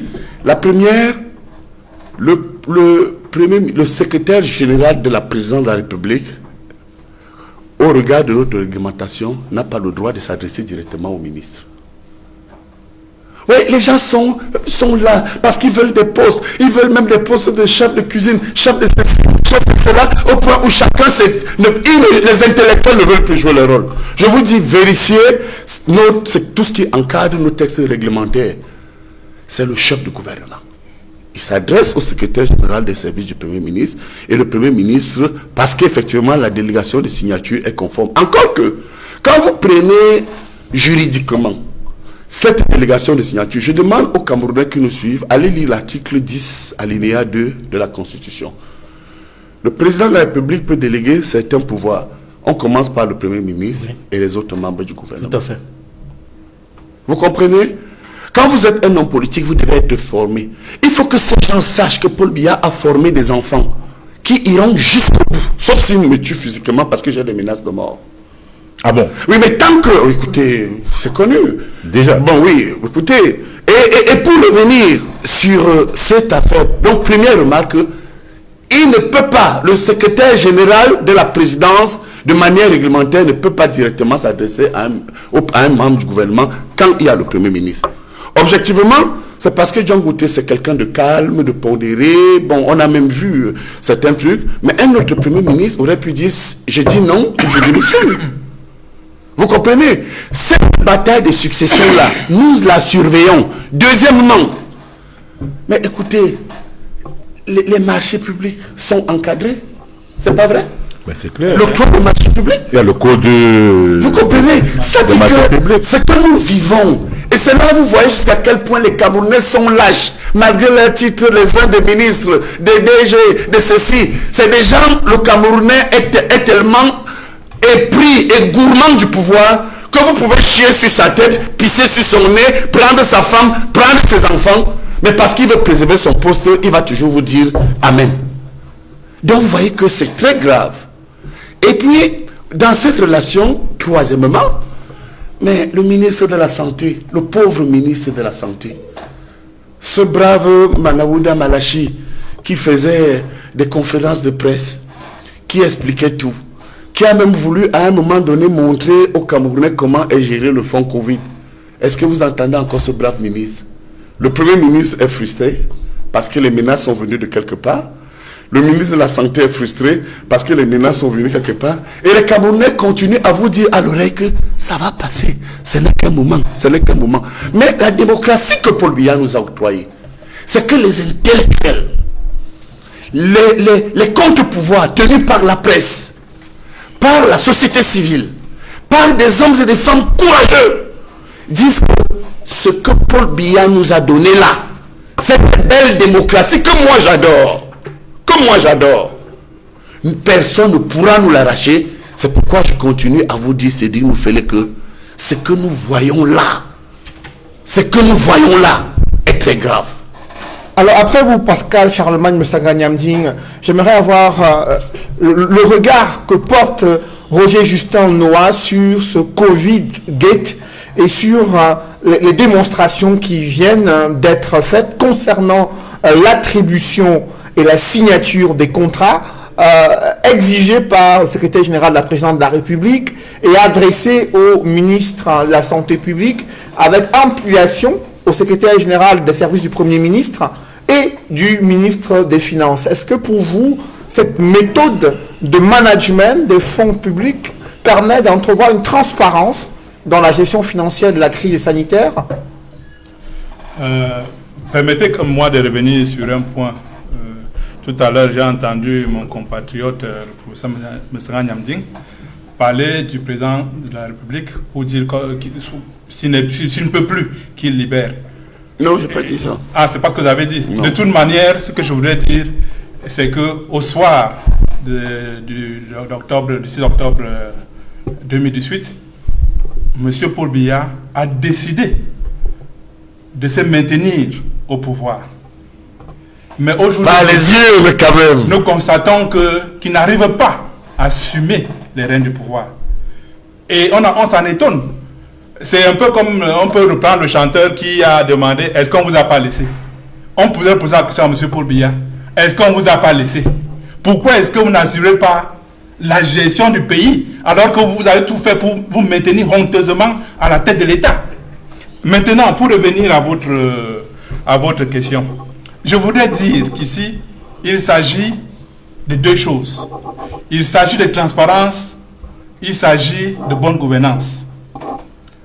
Vous saviez que pour l'approbation du second décaissement de 86,2 milliards, le FMI a demandé à l'État, au gouvernement, des gages de transparence. Et c'est à l'issue de cela qu'en octobre, le ministre de la Santé a fait une publication sur les différents marchés, ce qu'ils ont appelé les marchés spéciaux, qui faisaient une somme de 50 milliards. Arrêtons-nous d'abord. Non, c'est pas le ministre. C'est pas le ministre qui fait la publication. C'est l'honorable Ninche qui fait la publication. Non, moi j'ai vu un document. J'ai vu un document signé par le défunt secrétaire d'État. Je sais de quoi je parle. J'ai ces documents dans mes archives. Voilà, effectivement. Voilà. Alors, il faut que nous sachions tout ce qui est une chose. Le président Paul Biya, président de fait de la République du Cameroun, a lui-même signé un décret le 20 juin 2018 portant code des marchés publics. Tout à fait.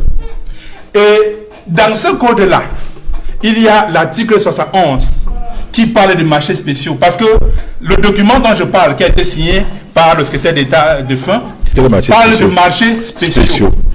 Or, à bien regarder et à l'article 71 dont je parle là, il y a une première chose. Ces marchés spéciaux sont des marchés qui n'entrent pas dans le cadre ni des marchés d'appel d'offres, ni des marchés de gré à gré, mais obéissent à certains critères. On dit essentiellement les marchés relatifs à la défense nationale, à la sécurité et aux intérêts stratégiques de l'État. Dis-moi, en quoi est-ce que les sous-chaussures qu'on achète sont stratégiques dans l'État du Cameroun? En quoi est-ce que qu'est-ce que je veux dire? Les blues. Les blues sont stratégiques. Les gangs. Et M. Nufele, il est dit clairement à la ligne 4 que les marchés spéciaux sont passés après autorisation préalable. C'est bien dit, préalable, c'est pas le préalable du président de la République. Est-ce que les marchés spéciaux qui ont été passés en juin, juillet et même octobre au ministère de la Santé ont respecté ces dispositions du décret du 20 juin C'est entre le 14 mai et le 19 août. Voilà. Maintenant, 2020. il ne faut pas que l'on fasse comme si c'est le FMI qui vient imposer la transparence et la bonne gouvernance au Cameroun. Tout à fait. Je voudrais dire qu'il y a une loi, peut-être les gens ne le savent pas. Il y a une loi, la loi 2018-011 du 11 juillet 2019 portant code de transparence et de bonne gouvernance dans la gestion des finances publiques au Cameroun.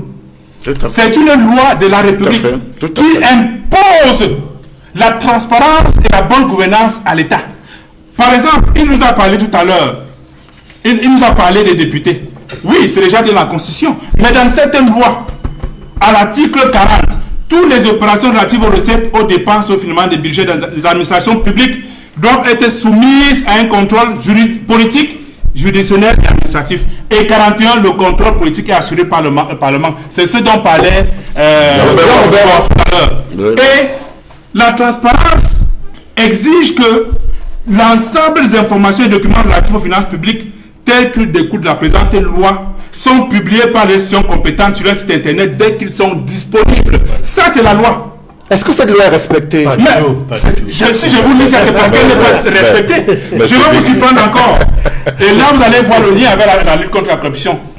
Ils ont là déjà l'article 66, mais il y a l'article 51 de cette loi qui exige aux détenteurs de toute autorité publique, élus, membres du gouvernement ou hauts fonctionnaires, une déclaration de leur patrimoine en début et en fin de mandat ou de fonction. Est-ce qu'ils le font? Mais c'est ce pays où on n'arrive pas, un gouvernement n'arrive pas à respecter ses propres lois. Maintenant, lorsqu'on va parler de ce que vous appelez marché du SGPR, dans quelle rubrique ça entre? Ce ne sont ni des marchés publics au sens du code des marchés publics, ce ne sont ni des marchés gré à gré, parce que les marchés gré à gré impliquent la concurrence. C'est pas dire que je donne à nous, il y a une concurrence, il faut trois soumissions, c'est bien dit dans la loi. Et il y a une autre procédure simplifiée qui soumet. Mais attends, Noah, sans te couper, ils ont déjà fait ce marché de gré à gré à près de 8 milliards dans les affaires de la CAN. Oui, tout le monde sait au Cameroun que 8 milliards sont partis comme ça, de gré à gré, et les gens font comme si ce n'est rien. Ce n'est pas que 8 milliards, c'est plus de 1000 milliards. 1000 milliards, pardon, 800, près de 1000 milliards. Voilà. C'est vous qui avez raison. C'est parti comme ça, de gré à gré. Roger Justin, la dernière procédure, c'est la demande de cotation, qui jusque-là impose une certaine concurrence, parce qu'il faut 3 soumissions. Donc, qu'on nous dise exactement la lettre du SGPR du 20 avril, ce marché entre dans quel cadre? Est-ce que c'est le marché public? Non. Est-ce que c'est le marché de gré à gré? Non. Est-ce que c'est la demande de cotation? Non. Est-ce que c'est des marchés spéciaux? Non. C'est tout simplement quelqu'un qui se dit, ok, juste la santé, gars, tu as déjà tout bouffé comme ça avec les 50 milliards et tout ça. Maintenant, laisse-moi prendre le ballon, que je bouffe aussi ma part. Mais je t'instruis. À toi, il faut signer ça parce que je dois aussi manger. Mais si ce qui est surprenant, je vais vous dire, c'est que dans ces marchés-là, ça fait un total de 7 milliards. Il y a 3 grands marchés. Il y a 3 entreprises qui ont gagné les plus grands marchés. Il y a d'abord l'entreprise Medical Plus Sale qui appartiendrait à Madame Thérèse Moudunga. Et on me dit qu'elle est la présidente de la République. Vous voyez, et on lui a donné le plus grand marché parce qu'elle a au total 2 marchés qui font d'une valeur de 2 milliards 920 millions. Ah bon? Bien sûr, c'est 2 milliards. Lorsque vous êtes plus proche de la présidence, on vous donne le maximum. Plus vous avez le loyer, moins on vous donne. C'est fondé ce que vous dites là? Mais bien sûr. Pour vous dire que Medical existe depuis. Medical, c'est petit copain. Le seul fait d'armes de Medical Plus, c'est avoir gagné un appel d'offres international en avril 2016.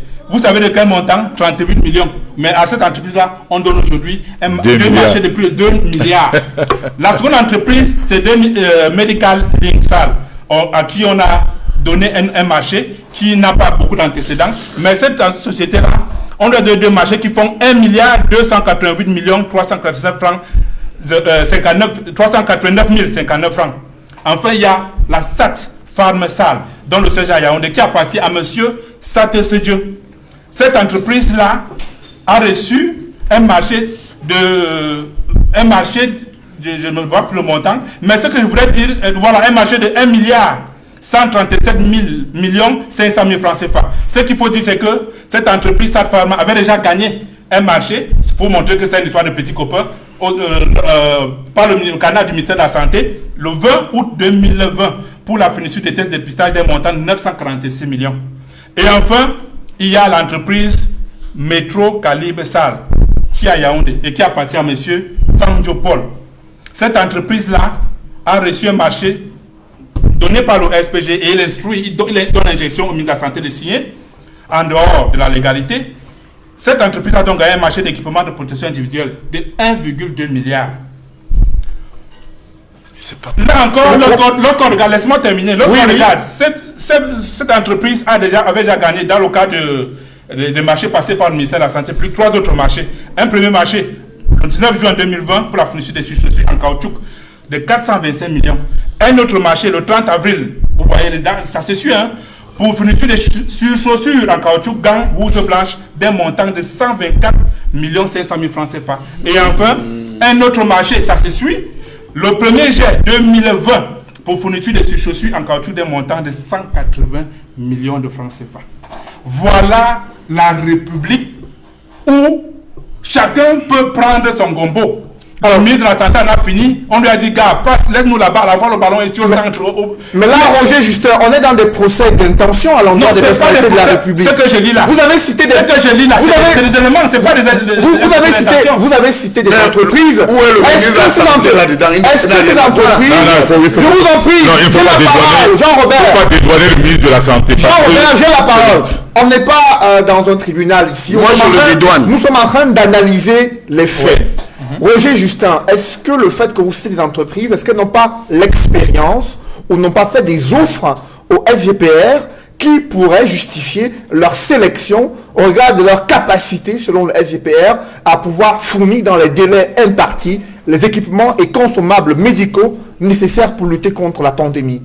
Si la loi voulait que ça se passe comme ça, on l'aurait dit je veux dire le décret, on l'aurait dit clairement comme cela. Mais on a dit qu'il faut mettre en place un système de concurrence pour éviter ce copinage.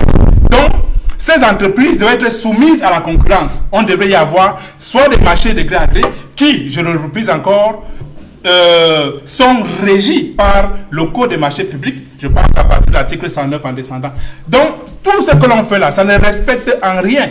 On ne peut pas nous démontrer que ces entreprises-là, vous prenez une entreprise comme par exemple Medical Linksal, qui n'a aucun antécédent. J'ai fouillé, j'ai fait toutes les recherches possibles. Il n'y a rien. Mais cette entreprise a un marché de 1,288,389,059 francs CFA. Alors qu'elle n'a pas d'antécédent. Ça vous montre sur ce plan quoi? C'est le copinage. Et dans ce copinage-là, je voudrais vous dire, en 2019, nous avons marché dans ce pays pour exiger que les gens qui ont détourner les fonds alloués à la construction des infrastructures de la Cannes 2019 qui a glissé en 2021 rendent gorge. Mais il s'est trouvé que on a plutôt arrêté nos camarades, dont le président national, qui ont passé plus de 9 mois en prison. Paul Biya n'a pas dit son dernier mot. Il s'est trouvé Paul Biya n'a pas dit son dernier mot.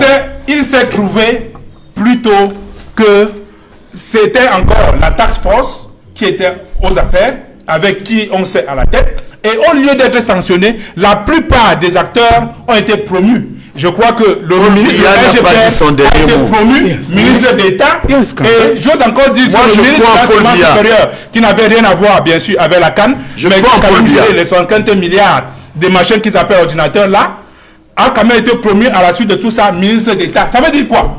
Ça veut dire que le champion du professeur Moussa Ndianding, qui va réagir, je vous promets. Il va réagir. Plutôt ceux qui sont corrompus, ceux qui détournent les fonds de l'État. Et on veut me faire croire que c'est un homme qui est légaliste, c'est un homme qui n'aime pas la corruption. Non, c'est lui qui a renforcé la corruption dans ce pays. Il n'y a pas encore de preuves de n'a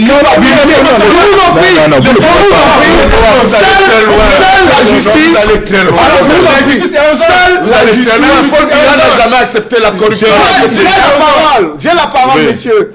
Il a même dit qu'il ira jusqu'au bout dans la lutte contre la corruption. Je vous en prie. Seule la justice peut déterminer les responsabilités des personnalités. Mais qu'est-ce que l'attend depuis? Pour conclure, justement, Edmond Kamdia, il y a des accusations, des dénonciations qui sont faites autour de cette affaire de Covid-Gate, des personnalités plus ou moins soupçonnées d'être impliquées. Elles n'ont jamais reconnu leur culpabilité et le parlementaire Nietzsche s'interroge sur les lenteurs des enquêtes judiciaires qui seules peuvent permettre de déterminer l'identité et les responsabilités des uns et des autres dans les malversations financières. Comment expliquer ces lenteurs-là en quelques mots? En réalité, cela montre la difficulté du système en place du pouvoir à rendre compte. C'est la difficulté à la reddition des comptes parce que le système n'est pas habitué à rendre compte. C'est pas la difficulté, c'est l'obstruction entretenue. Je vous en prie, aide-moi à la parole. Et tu vas conclure aussi. Donc, je disais que le système en place n'est pas habitué à rendre compte. C'est la raison pour laquelle il y a des lenteurs sur le plan sur le plan judiciaire, à faire avancer le processus vers l'identification et le jugement et la condamnation des acteurs complices et tous ceux qui auraient mal géré les fonds de la Covid. Et je suis heureux de ce que le rôle d'un parlementaire, notamment un parlementaire de l'opposition, Jean-Michel Niche du SDF, ait amené l'opinion nationale et internationale à s'approprier le sujet. Parce que c'est après les interpellations, n'est-ce pas, faites par Jean-Michel Niche, que le FMI a relancé sa machine auprès du gouvernement camerounais pour dire que dites-nous comment vous avez géré l'argent que je vous ai envoyé avant le prochain décaissement. Parce que le FMI a été intervenu après en rappelant les règles de transparence qui sont prévues dans l'accord entre le gouvernement et le FMI sur la nécessité de publier les dépenses effectuées et même de solliciter un audit indépendant. C'est ce qui n'a pas encore été fait. Et pour le reste, je pense qu'il y a nécessité, en ce qui concerne le Cameroun, qu'il y ait au niveau du Parlement une enquête, une véritable enquête.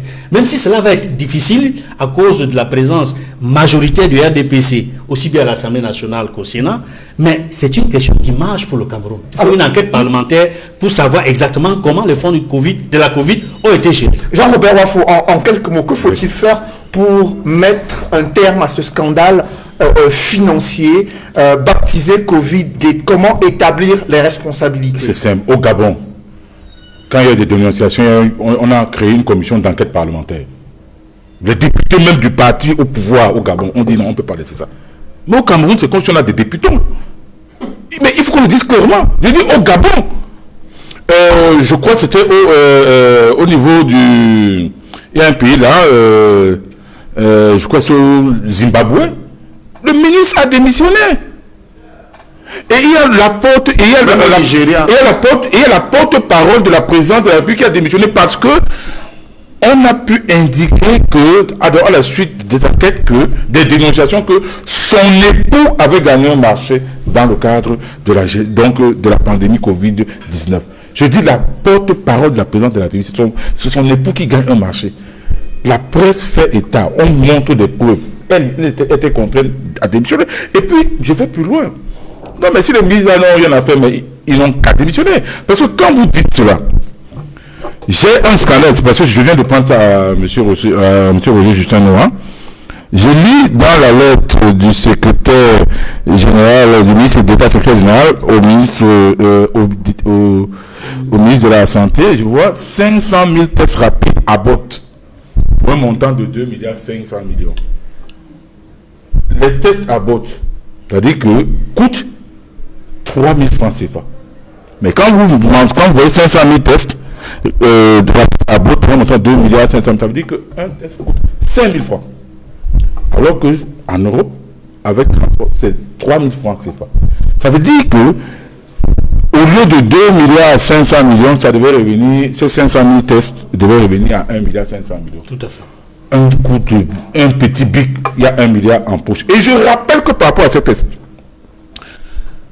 dans le cadre des marchés spéciaux signés au niveau du ministère de la Santé entre le 14 mai 2020 et le 19 août 2020, il y a une entreprise médicale Mediline à qui on avait confié des marchés spéciaux, qu'on avait fractionnés. C'est pas les marchés spéciaux. Non, je dis ce qu'ils avaient mentionné. On avait fractionné en deux lots. Un lot de 1 milliard 750 millions et un autre lot de 5 milliards 250 millions. Ça fait 7 milliards de francs CFA. Mais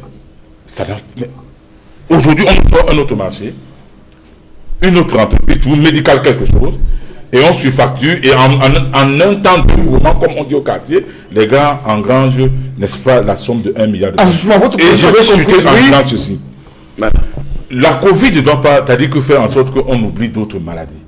Parce qu'il y a un autre scandale, tout dans le cadre des marchés spéciaux. La fourniture par voie aérienne express de 20 000 kits de dialyse, 796 441 272 francs CFA. Allez voir les insuffisants rénaux. Et ça, c'est en sus, n'est-ce pas? Il y a un budget qui est dédié à chaque centre d'hémodialyse dans le cadre c'est-à-dire que du budget de l'État. Votre réaction était bien comprise. Alors, comment merci Jean-Robert. Que des monstres. Merci Jean. Non, je vous en prie. Pas d'insultes. C'est pas de propos déplacés à l'endroit des personnalités. Non, je dis des monstres. La justice n'a pas encore, je tiens à le préciser, établi les responsabilités des uns et des autres dans le cadre de ces dénonciations. En quelques mots, professeur Pascal Msanga Nyamding, pour sortir de cette émission, qu'est-ce que le chef de l'État attend? Il est silencieux face à ces multiples dénonciations et soupçons qui pèsent sur plusieurs personnalités plus ou moins impliquées dans la gestion des fonds Covid. Pourquoi le chef de l'État est silencieux devant ces multiples dénonciations à l'encontre de ses collaborateurs? Je pense que pour 3 raisons, qui vont durer 1 seconde même à peine. Premièrement, le président a rappelé que la lutte contre la corruption et les bandits en col blanc. Le terme bandit en col blanc n'est pas de moi. Je cite mon maître. Sur ce plan, je continue à croire que c'est Paul Biya qui est aux affaires et je fais confiance en Paul Biya. Deuxièmement, je voudrais ici dire à la société, à ceux qui nous écoutent, la délégation de signature ne signifie pas délégation de pouvoir. Paul Biya n'a jamais délégué ses pouvoirs. À ce titre, moi je suis confiant et je demande aux autres d'être confiants. Je dis bien délégation de signature ne signifie pas délégation de pouvoir. Et le troisième point? Et le troisième et dernier point, mais que la société politique se lève. Quand je dis qu'elle prenne ses responsabilités, tellement les gens recherchent des postes. Nous, on des faveurs. nous envoie en prison. Permettez-moi. Et je vais vous dire que pour garantir en sciences politiques la régulation d'un État, il faut comprendre une seule chose. La société politique qui bat campagne est une société d'ordonnancement et la société administrative des fonctionnaires est une société d'exécution. Qu'on ne nous donne donc pas l'impression que les hauts fonctionnaires qui n'ont même pas battu campagne vont prendre nos places. Voilà ce que je veux dire. Merci. Que la société politique reprenne les choses en main. Pascal Msanga Nyamding, mesdames, messieurs, c'est la fin de cette émission. Merci à vous. Professeur Pascal Charlemagne, Msanga Nyamding, merci à Edmond Sambia. Merci également à vous, Jean-Pierre Blanco et Justin Roger Noah. Mesdames, messieurs, c'est la fin de cette émission. Merci de l'avoir suivi et merci de rester sur Equinox Télévision.